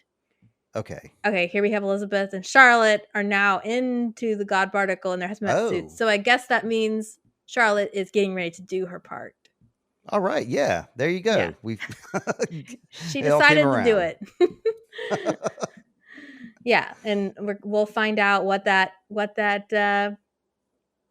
mission is that she's doing, I guess. Hopefully soon. She suited up. She did it. All right. And also Franziska's job seems to be to stay, not go, and pull the levers. Franziska's the designated lever puller. Yeah, why couldn't she go with them too? I mean, yeah, just for some time together, some family time, I guess Adam had some other stuff he needed her to do. Yeah. Adam's like, in this job, we are not a family. Yeah. So we cut back to the Claudias in 2020. The Council of Claudias. Impeccable Claudia tells Raggedy Claudia that Adam tells. Sorry, that's great. Yeah. I love it. Yeah. Impeccable Claudia tells Raggedy Claudia that Adam can never be allowed to untie the knot. She hands her the Sic Mundus journal. Claudia will lead Jonas, Noah, and Elizabeth. The two of them, being the two Claudias, will make sure everything is preserved. Impeccable Claudia now takes a golden sphere out of her pocket, the same as Aunt Martha had. They will see each other again. Just follow the directions in the journal. Raggedy Claudia is shaken up. The vibe is shaken. Yeah, see, like impeccable, that's Eva's world. That's the woman's world. Raggedy, that's the man's world, Adam's world, where guys don't care about their appearance. So, that's consistent with these worlds. Yeah, we had, and I also was thinking there's a bit of mirroring here too, as well, because in season 2, we had older Claudia give middle aged Claudia pretty much the same instructions. Right. Just follow the directions that I've given you. And then she ends up going home and burying, well, she unburies the suitcase time machine that was buried in her yard. I mean, this is already giving viewers like a chance to say, even rewatching from this point, if you go back and rewatch some of the moves that older Claudia is doing in seasons 1 and 2, it's tied in with what's happening here and what her mission is here. So, yeah, again, it's just a real neat explanation of Claudia. This is like our Claudia explanation episode. So maybe that's why I like this. So I like Claudia, whether she's raggedy or impeccable. All right. Somebody, yeah, again, like somebody gave me crap. I can say this now too, because I can't say this about the other character I wanted to say about HG Tannhaus. But yeah, with Claudia, like just like I do on our goofy boards, I will sometimes just post something, and I posted a I love Claudia post where I had a song about Claudia and like just had a bunch of pictures of Claudia. And then somebody like hate bombed it and was like, Claudia sucked. Like she, like gave out a bunch of reasons why Claudia sucked and how she perpetuated the cycle and she was Adam's puppet. And I'm like, just relax, just enjoy the vibe of Claudia. You don't have to, rain on my parade that I like Claudia. Well, Steve, why didn't you make this awesome Claudia post in the Facebook group? I think I did, as a matter of fact, before you were the moderator. Just go back about a year. It's there. Oh, okay. I hope I don't see any life in my line. I hope my sound is coming through. I hear you, and I see the life. Okay. You're alive. Because I see on my screen, I see Steve B. I see lots of strong heartbeats happening, and my line, I'm like dead line. What are they, flat line? Really? Yeah. Oh, that's bad. I hope we're okay. Let's yeah, I'm trusting. Cross our fingers and hope so, because this has been a good conversation. So I hope it's on the record. All right, so Martha 2 and Jonas walk toward the caves. Martha asks Jonas, what if there can be only one world? The two stand across from each other. Martha is on the left, Jonas on the right. The camera begins to move clockwise around the pair. Normally, I don't note camera movements in my recaps, but this is so, this perspective is so great. I felt like I had to try to describe it. The camera begins... Go ahead. Yeah, you did a good job of describing it, because I noticed it too, like during my first watch, like how it like circled around them. And so, yeah, good call. The camera begins to move clockwise around the pair. Now Jonas is on the left, mirrored from before. Martha recognizes that Jonas decided long ago what he would choose. Jonas tries to defend himself. I didn't want any of this. You have to believe me. Martha doesn't believe he didn't want any of this. What about last night? Jonas says, this is wrong. I'm wrong here. She kisses him passionately, and he returns the kiss with equal vigor. Martha's kiss is an invite for Jonas to reconsider. He could stay here. The two of them can be together in this world. She moves back, and the spell is broken, and she moves away first this time. Yeah, this was a good Jonas and Martha kiss. I remember like the one time they kissed back in season 1. It was a very bad one. This one was a very good one. I have to give it to them. I felt it. Um, and again, they went into this whole thing like just like the beginning of the episode where the dude was like, you know, what is death? What happens when we die? And they do that here too. What is truth? Like I felt like it was like a Pontius Pilate moment, like from Jesus Christ Superstar, where like they start to question things like truth and death in the middle of the trial. That's what it reminded me of anyway. Was like this was like this scene like took me into musicals, two musical worlds. Jesus Christ Superstar because of the truth thing, and then Sweeney Todd because have you seen Sweeney Todd? Are you familiar with the story? I've seen it, yes. Okay. So like the whole play, spoiler alert for Sweeney Todd. For the end of the play, Sweeney Todd that's been out for like 20, 30 years. Um so there's like two lovers that loved each other. They're separated for 15 years. Then they're back hanging out with each other in each other's town, but they don't recognize each other. And so like Jonas and Martha are like the exact opposite of that. They feel their connection like throughout separate worlds. Like they have like that. I don't know what I would say is like a classic love connection, and like where they kind of like feel the vibe of the other person. And a lot of these same themes are also in my show Wheel of Time, the books Wheel of Time. There's a lot of the same stuff where like I feel you from another age, from 100 years ago we were together. And then like so like when I was watching Sweeney Todd, we went and saw that at Charlotte School a couple nights ago.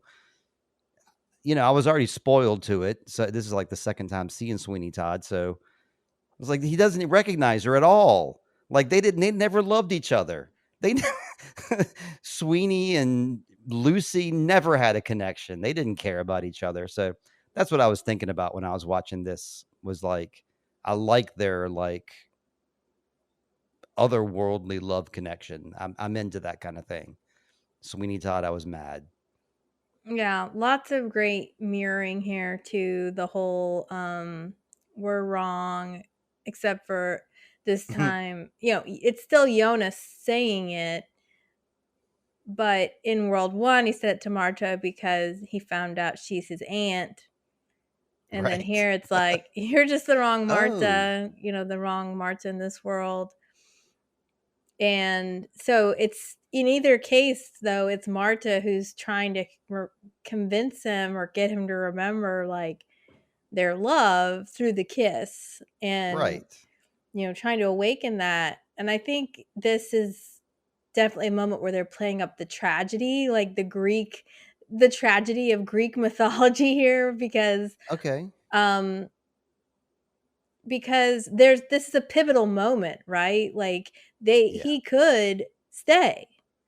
He doesn't have to go in and keep on this path, just like Sure. Noah, when older Noah told younger Noah, like, you have to become me one day. Like, younger Noah could have been like, no, I'm gonna go off and have a happy life and not Right. do this. Like Marta's she's just like, what if we can only choose one world? We could pick this world. We could be together.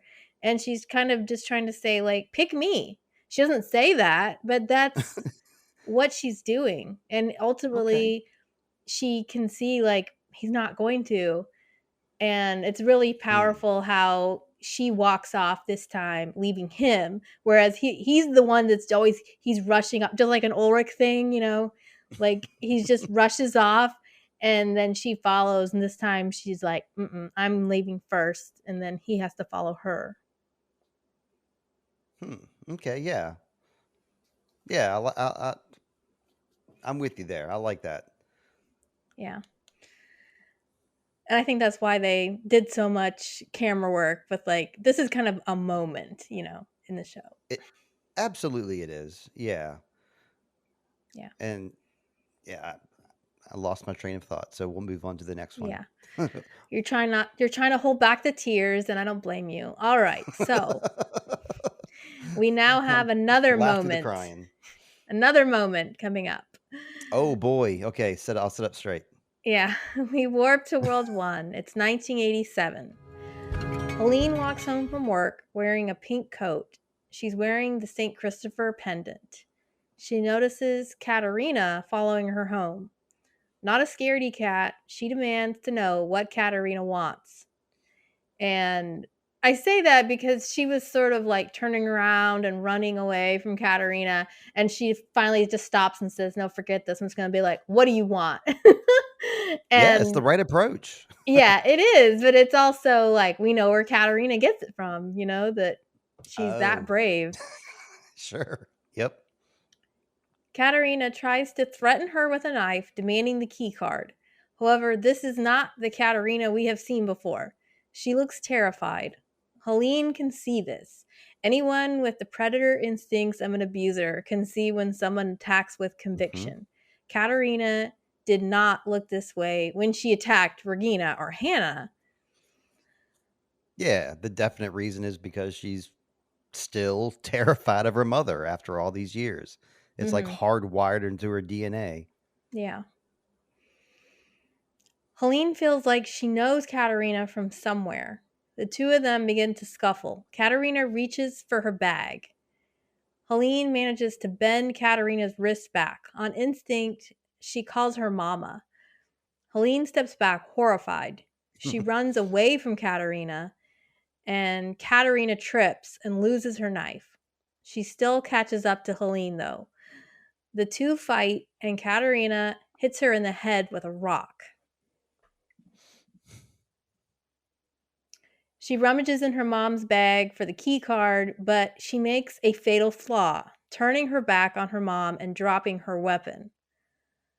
Hasn't she seen any horror movies? You never drop the weapon and you never turn your back on a body.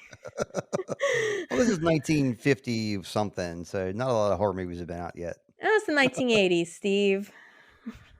Oh, okay, sorry, Yeah. apologies. No, this okay, 86. You're right. So yeah, Yeah, they have 87. seen Mhm. Halloween by now. Yeah. Helene uses a moment to get to her feet and attacks Katarina from behind. I'm not your mother. You come from hell. The devil sent you. You're not real. I got rid of you. She believes Katarina is the ghost of her aborted daughter. That's a crazy turn of events. Like when Katarina slipped up and called her mom, and then the lady was like, lady being Helene, kind of gave her that look. At first I thought like, oh, she like, she's I don't know, thinking maybe this is like a relative of hers or something. But then she comes up with this crazy theory, which ties in with the last episode we saw. Mm-hmm. And it's wild. It's consistent with her character. And I would not have gone there. My mind would not have gone there. Um, it was a real neat turn of events. I mean, neat. Yeah. Mm-hmm. Nice phrasing. I'll Neat let you as continue. in, I think you mean neat as in like, whoa. Yeah, like it's a tidy turn of events. Yes, I guess. Yeah.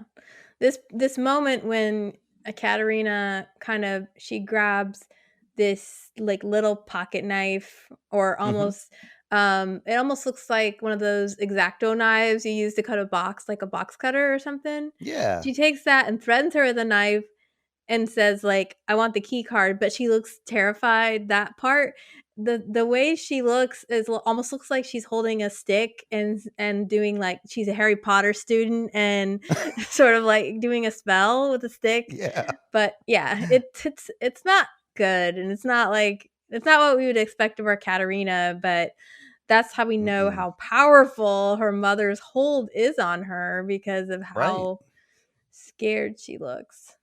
Yeah. But yeah, that um so she had, in the last episode, yes, she had an abortion and she might have actually had more than one abortions. I think we were speculating. So it's Yes. yeah. Okay, so she attacks Katarina with a rock. In the tussle, Katarina pulls the St. Christopher pendant off of her mother's neck, the patron saint of travelers, the thing that sustained her mother through a dark time. This scene between Katarina and her mother is one of the most disturbing moments of the show, and to be honest, this entire episode is pretty traumatic. As the dark descends, Helene fills Katarina's backpack with rocks and drags her body to the lake. Katarina's dead hand loosens, leaving the St. Christopher pendant behind, and Katarina is the lady in the lake, the person who the teens talk about on their perfect summer day. That's what's neat. It's all neat and tidy. Yeah, they talked about this like in episode 3 or 4, I think. The lady in the lake, and they were talking about their mom who was killed by their grandma. And Mm-hmm. I don't Which they know, didn't the know. whole yeah. Repeat that? I just said which they didn't know that it was their mom or their grandma, right? No, why would they ever Yeah. think that? Because their mom was alive. Um, yeah, that's it's the perfect crime, really, for somebody to travel back in time and then like somebody kills them and then hides their body because nobody's going to be looking for them because they're a time traveler, so they're already kind of missing as it is. So this is like the perfect crime that Helena, she didn't mean to do it. This is a self-defense crime. I mean, she went all in on it, but it was Mm-hmm. still self-defense. But I mean, she buried the body, so to speak, filled it with rocks or whatever. I mean, she's lucky little Trant didn't come up because that's right. This is not the 50s. You keep reminding me. This I was thinking this is the same lake that Trant likes to hang out at, but It it is. is, but it's Yeah. different time frame. Wow, though. This I mean, she killed her thinking that she was like her aborted daughter. Mm-hmm. Really, she was her real daughter, not aborted Yeah. daughter. So Her there's real just many daughter, levels. yeah, that she abused and And the necklace too, like I was trying to trace the necklace because now starting to see like the beginnings and the end of the necklace too. mm-hmm. So I'm just trying to think like it was dropped here, and then um, Martha picked it up like 30 some years later. Mm-hmm. So I'm just trying to think where the actual beginning of this necklace would be then. The beginning was um Egon giving it to Hannah. Egon gave it to Hannah. Hannah gave it to Helena. Oh, okay, yeah, that's simple. Yeah. I was thinking, how did Katarina get it? It was just happenstance. She grabbed it in the scuffle. Okay, that makes sense. I was like, yeah, I was trying to figure out how it got around Katarina's neck, but that's not the case. Steve's Mm-hmm. wrong. Mm-hmm. And then after Marta picks it up, her and Jonas just play backsies over and over again. Yeah, and it it's ends up cute. back in the past. So Yeah, um this whole thing is all bootstrapped away. It's like yeah. triple bootstrapped. And done in such a great way too, like how it transcends all 3 seasons of the show. Like this was the plan all along. It's not like Lost where they were kind of making up the show as they were going, and they Mhm. would like bring up stuff like the smoke monster, but then like, oh, we don't know about it. I don't know. I mean, like, like they brought up a lot of stuff they didn't really answer later on. So I really Mhm. appreciate that. Like this was well thought out and well executed. Yeah. And not only is it they talked about the lady in the lake, but the person who finds this pendant is Marta, and it's her mother, it's a sign of her mother's traumatic murder. And here the symbol is Saint Christopher, and it's little Helene was talking about it's wonderful to think about somebody carrying you. Mm, And Helene okay. ends up carrying Katarina's body to be sunk in the lake. Not the kind of caring anybody wants, but still kind of a ooh, like needle drop in a way, like that it was a symbol for Helene of this angel, right? And this angel Mhm. that came to protect her in her moment of need. Mhm. And yeah. Well, it's also a symbol of the traveling that she has done because it is the traveler and she's traveled through time Yeah. to be at this moment. Her mission failed, but nonetheless, I mean, I was kind of seeing the symbol as like a representation of travelers. I didn't see it as a representation of her murder. But I mean, I can't fault you for that perspective. Yeah. I don't know. I have so many thoughts, but Okay. yeah, I think I've said all I can say. Like, I mean, the rest of my thoughts are unformed, emotional thoughts Right. from just like, oh, it's so terrible. So, Yeah, yeah. I'm thinking wow a lot. I'm thinking yeah. awesome a lot. I mean, this was a banger of an episode. This thing was lit and slapped, just like I said. My gosh. Well, we're not done yet, Steve. So let's continue. Okay. At the Conwald house, a taxi pulls up, letting Mikkel and Inez out. Mikkel stares at the house, especially at the window of his bedroom. He senses something is different.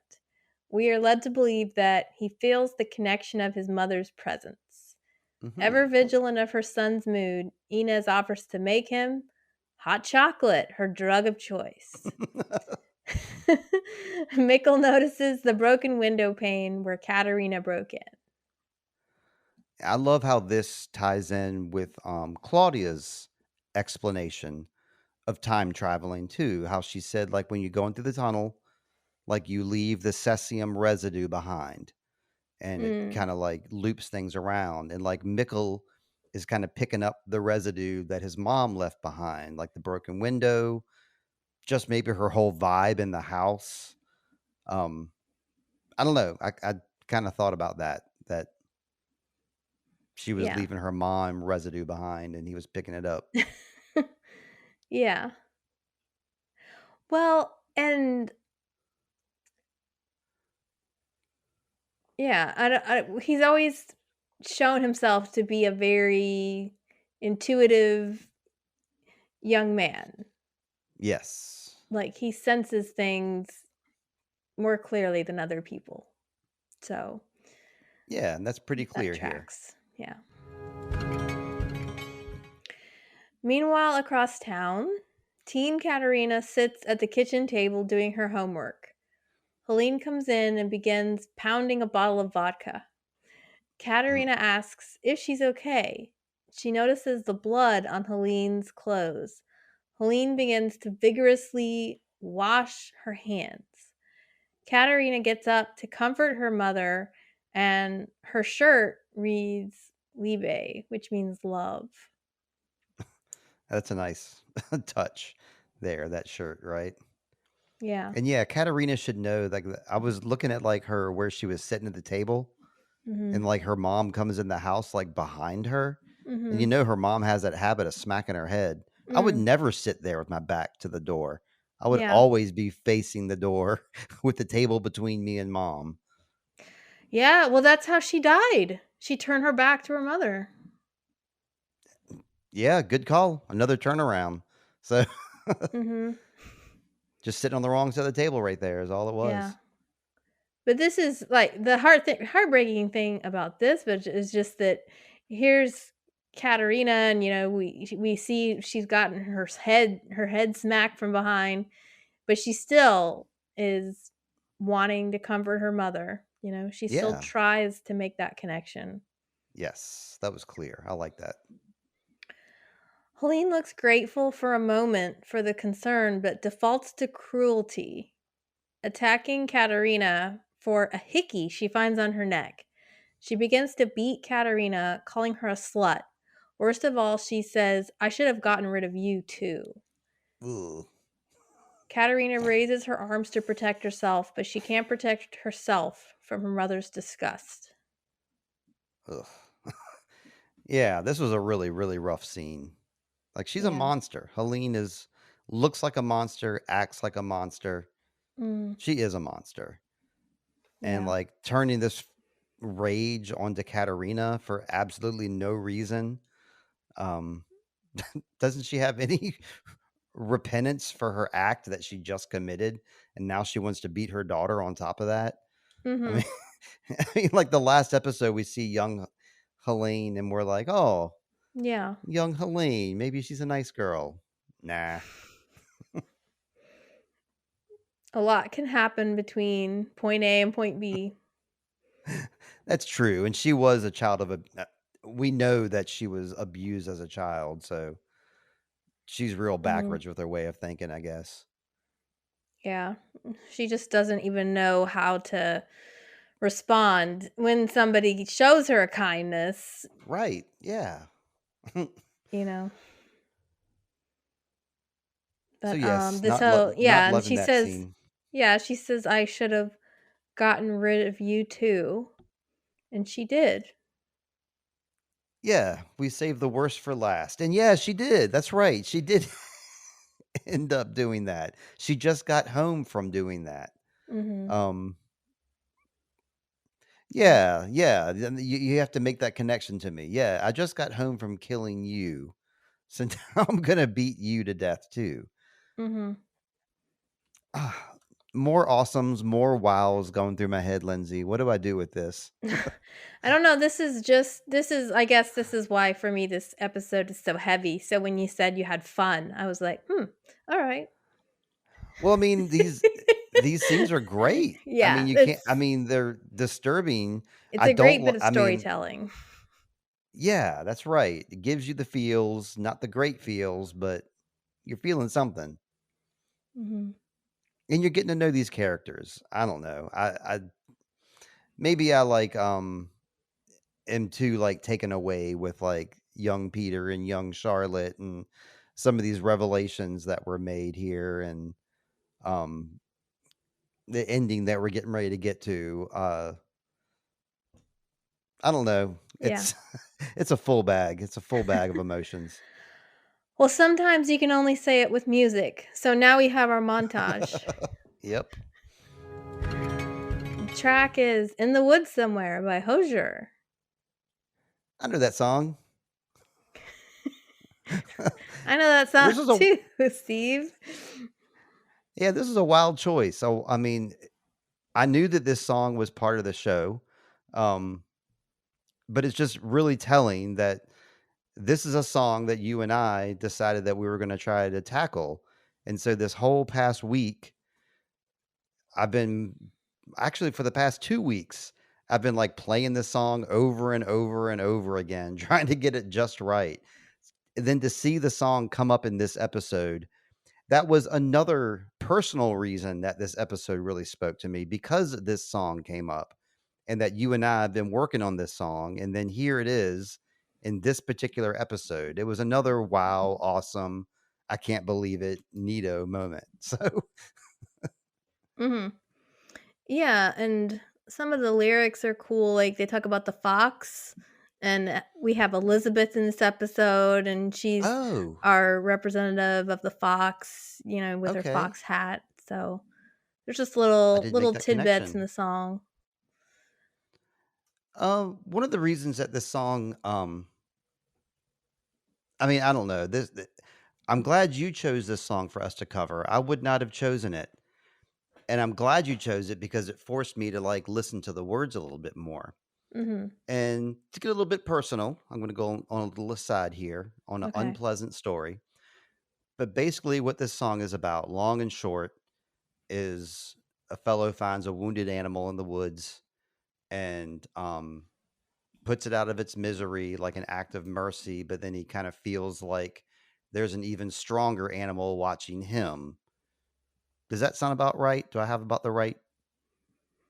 I haven't looked at what I think the song is about, I've just looked at certain phrases, but go ahead, like, Okay. You don't need my Well, that permission. I just want yeah, okay. That's what I get. That's the what I just said. That's what I think.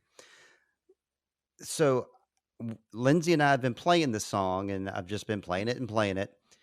And then when I finally decided to like look at the lyrics while I was playing it to kind of chart the song out is when I realized what this song is about. This exact same thing happened to me here at my house maybe like 2 years ago, where we have a lot of trees, a lot of wildlife, a lot of squirrels. We have a lot of squirrels that live around, like about a dozen squirrels that live in our trees above our house. And so it's not uncommon to see squirrels scampering around. I pull in the driveway one day, and when I get out of my car, what had happened is inadvertently I had run over a squirrel, but had only like run over his back half. And so when I got out of my car, what I could hear was the squirrel like Hmm. yelling out, screaming. It was awful. And so when I go to see what it is and I see like a half crushed squirrel, it's not going to make it. Its back half is crushed and it's trying to like pull itself with its front two paws, not working. It's a horrible scene. And we have a bunch of rocks all around our driveway. I had to make the quick decision to put the squirrel out of its misery. It was one of the worst things I've ever had to do. I was Mhm. sobbing. It was awful. It was terrible. And like this song like brought all those feelings back to me, and like talking about it now brings it back to me. So this song like connects with me in a way that I'd never realized. I've Mhm. always liked the mood of this song and the theme of it, but I've never really like brought it back around to myself and like, oh shit, I kind of did this and I kind of felt the same way this guy does.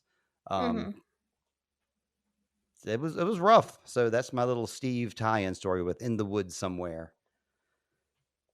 Yeah. Well, putting that kind of in context with the show, Mm-hmm. we have do we have people in the show that are being put out of their misery?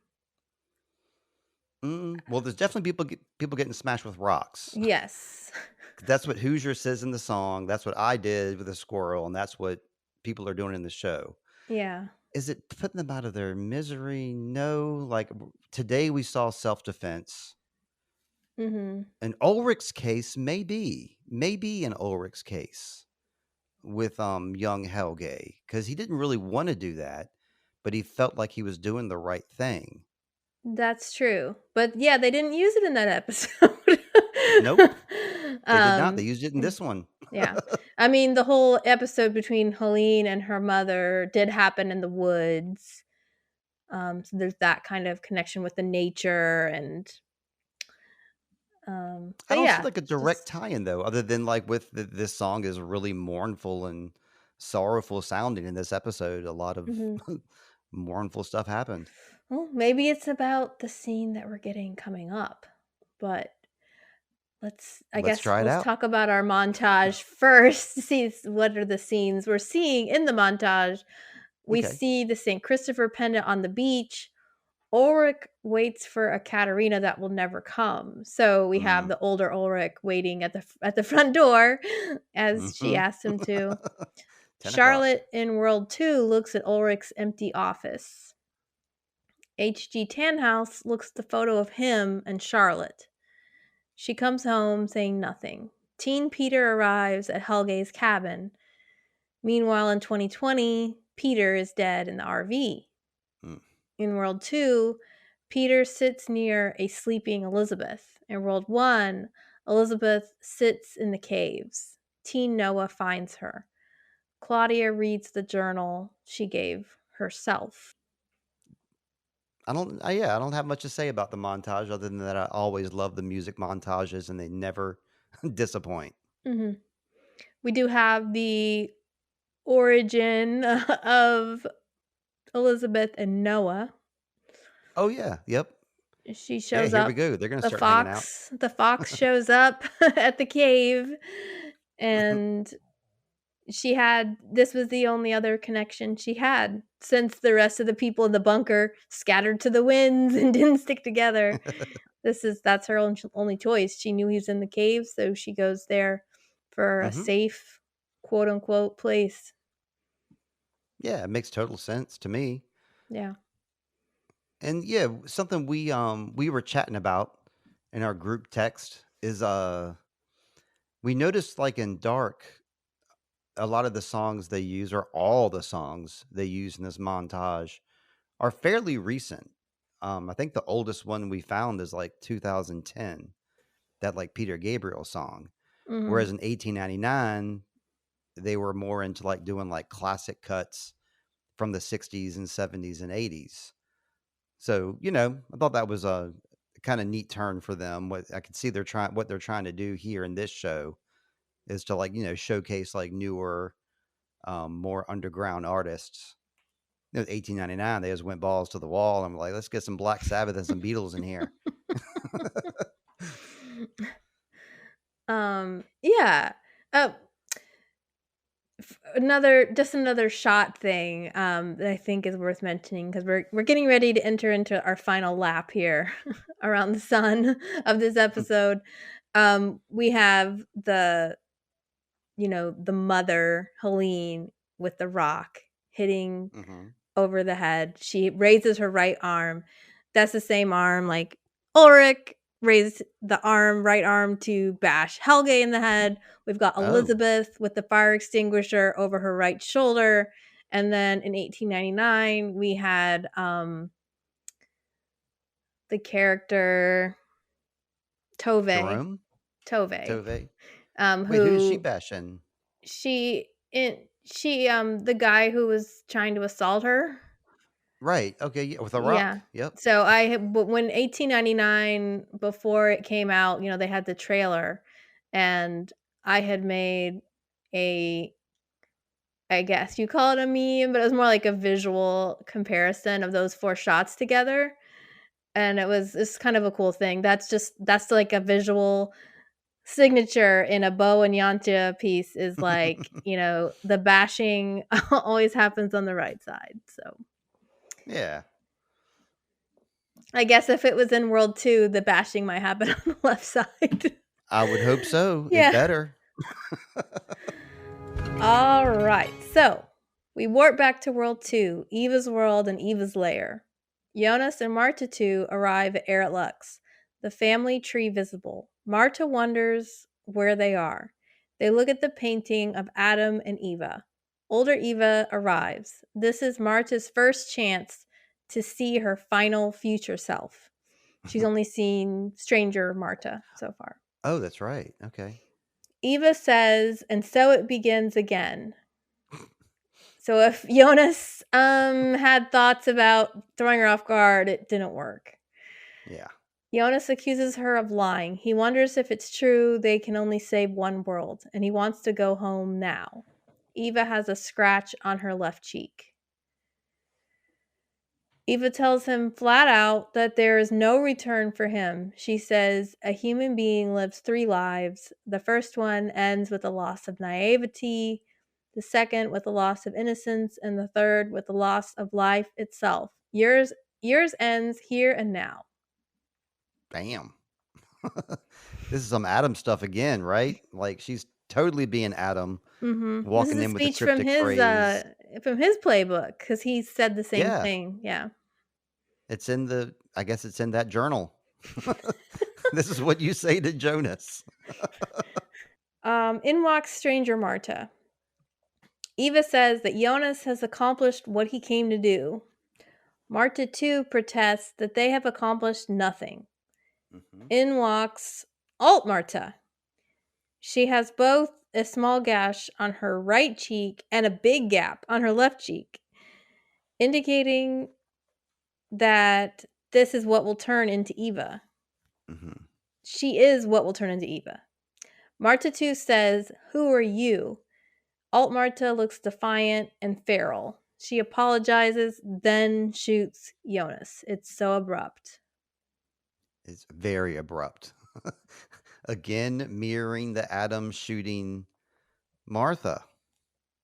Mhm. Except Adam didn't look apologetic in the least. You're right about that. But it was abrupt. That's the one thing they have in common. Yeah. Yeah, visually this alt Marta, is just it's very noticeable. She comes in and it's like when we saw the alt Marta in the 1888 time period, and I Mhm. was trying to explain to you how I felt about how she was acting and that she was sort of this agent of chaos, and you were I like, remember. "Oh, yeah, she wasn't that bad." And I was saying, like, it was just the way she looked. She looked like she was on guard all the time and just looking around the room, and this is almost like that same thing, but jacked up 10 times. She's just shaking and, she comes in the room and she's got this look on her face like, she doesn't wanna do it, but she's going to.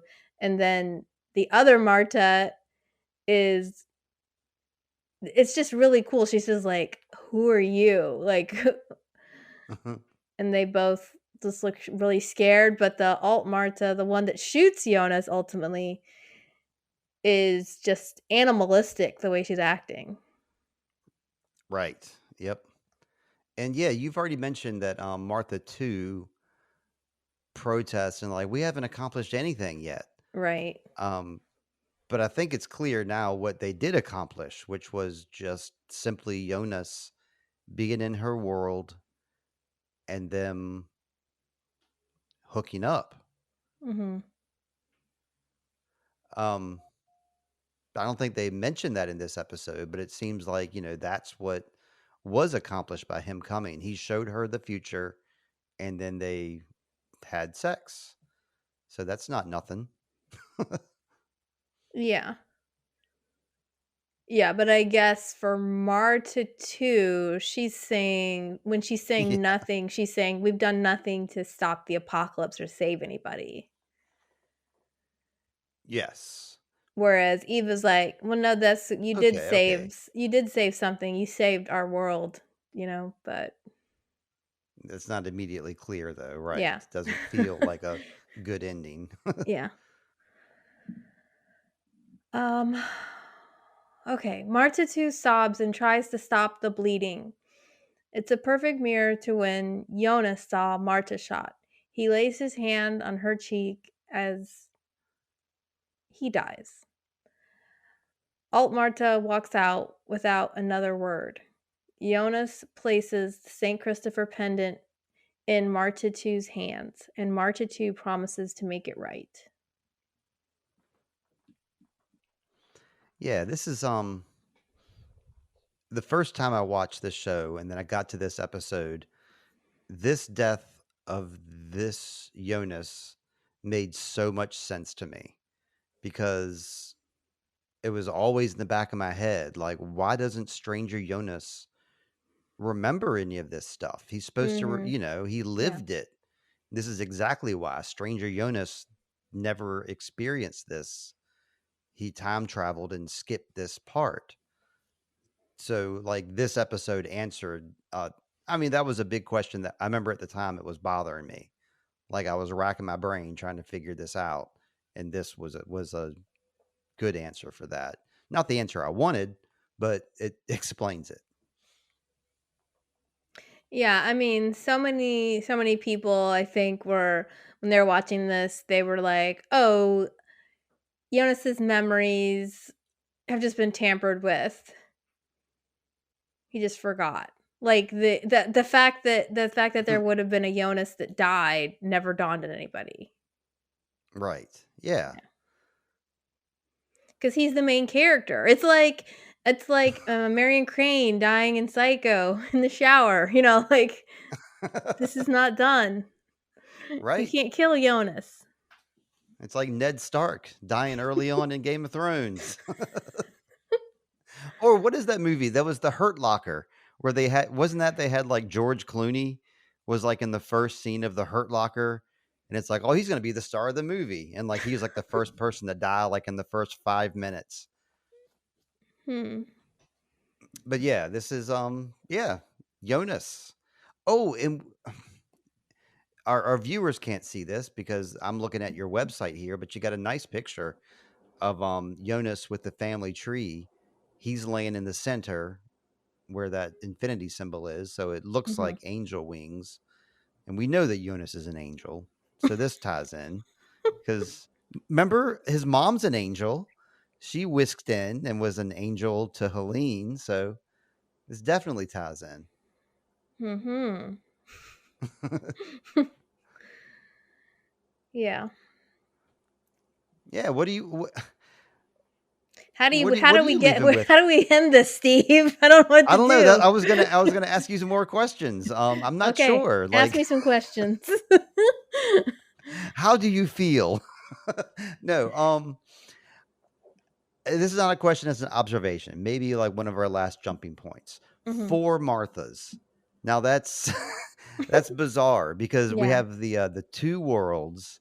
So we're used to seeing 2 people, and then we're introduced to like 3 people, which kind of makes sense. Old, middle, young. Okay. Mhm. Now we got 4 of them. We got Yeah. this old, young, middle-aged Martha, but then there's 2 young Marthas. And it's like, what are y'all doing? And we're Mhm. not going to know that until later. But Yeah. it's just really neat they have these 2 Marthas so closely related. Very mirroring, I just realized, the 2 Jonases from World 1, our favorite episode, Deja Vu.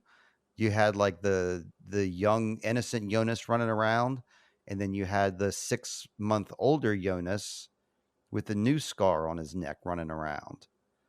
So it was kind of Mhm. like that same situation. You had like a Jonas and then an alt Jonas. Now we've got a Marta and an alt Martha. Does that make any sense, or am I just grasping at straws? No, there's definitely some mirror coming in, but exactly what that mirroring is could be a point of discussion. Um but which is why, and I think we talked about this last episode. For me, like I've always been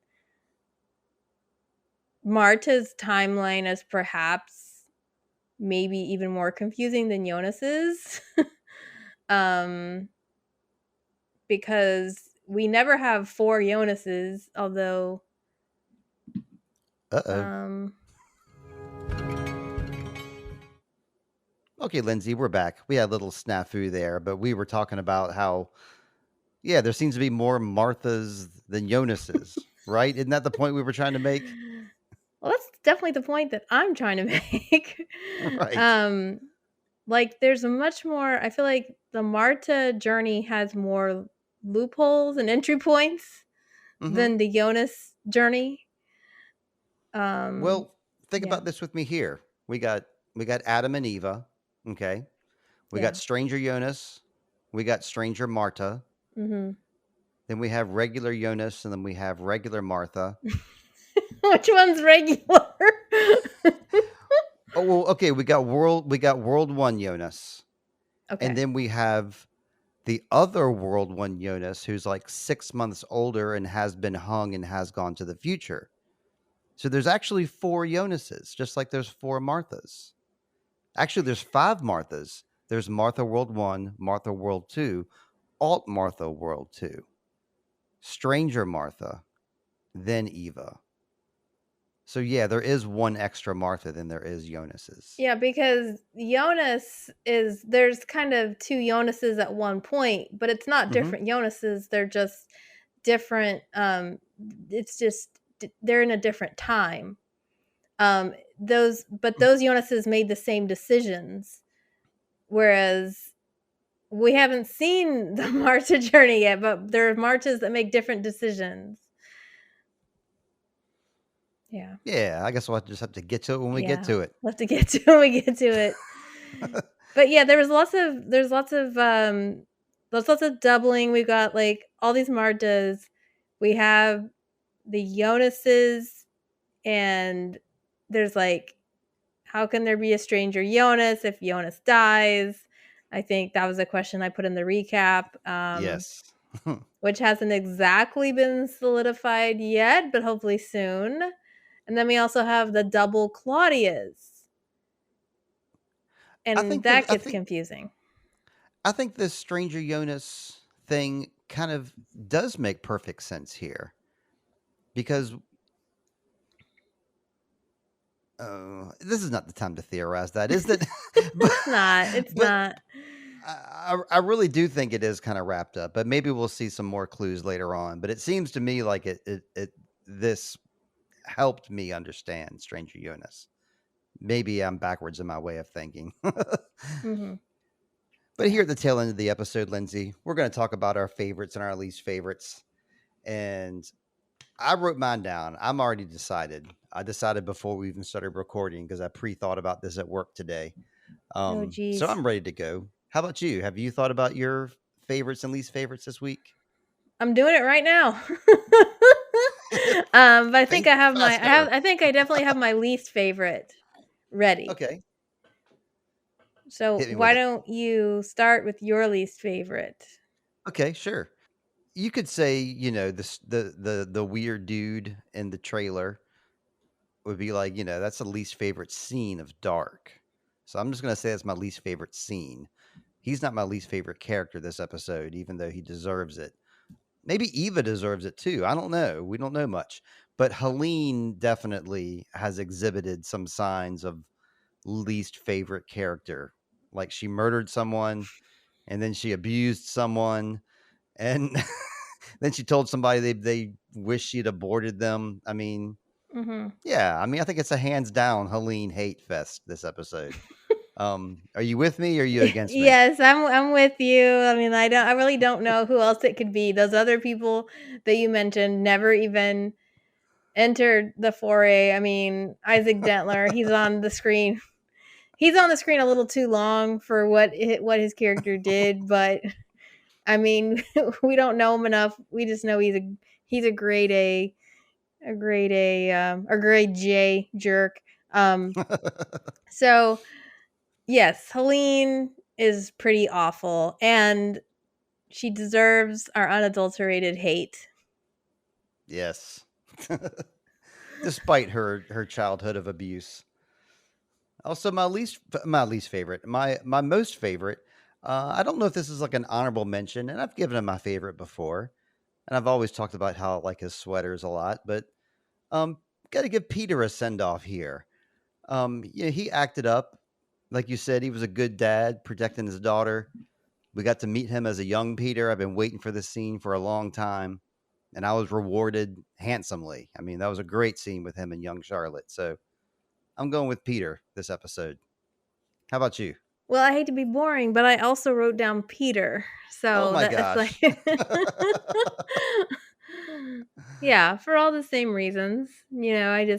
I I just respect what he did at the end, even though I think he's always been kind of, I don't know. For me, he's kind of like a dead fish type. He just doesn't seem to have much energy or That's true. doesn't seem to do much, but when it comes to his kids, he loves them. So with it being so dull and us having the exact same thing, do we have any honorable mentions for favorite or least favorite? Well, I gave Eva my honorable mention for least favorite because I think she orchestrated this whole Jonas like round robin with Martha situation. So she's my honorable mention for least favorite. Okay. Okay. Um oh yeah. So my other honorable mention for favorite Okay. is going to be Marta 2. Wait, which one? The raincoat one? The raincoat Marta. Yeah. The Okay. Okay. she's I feel like I really feel for her this episode. Um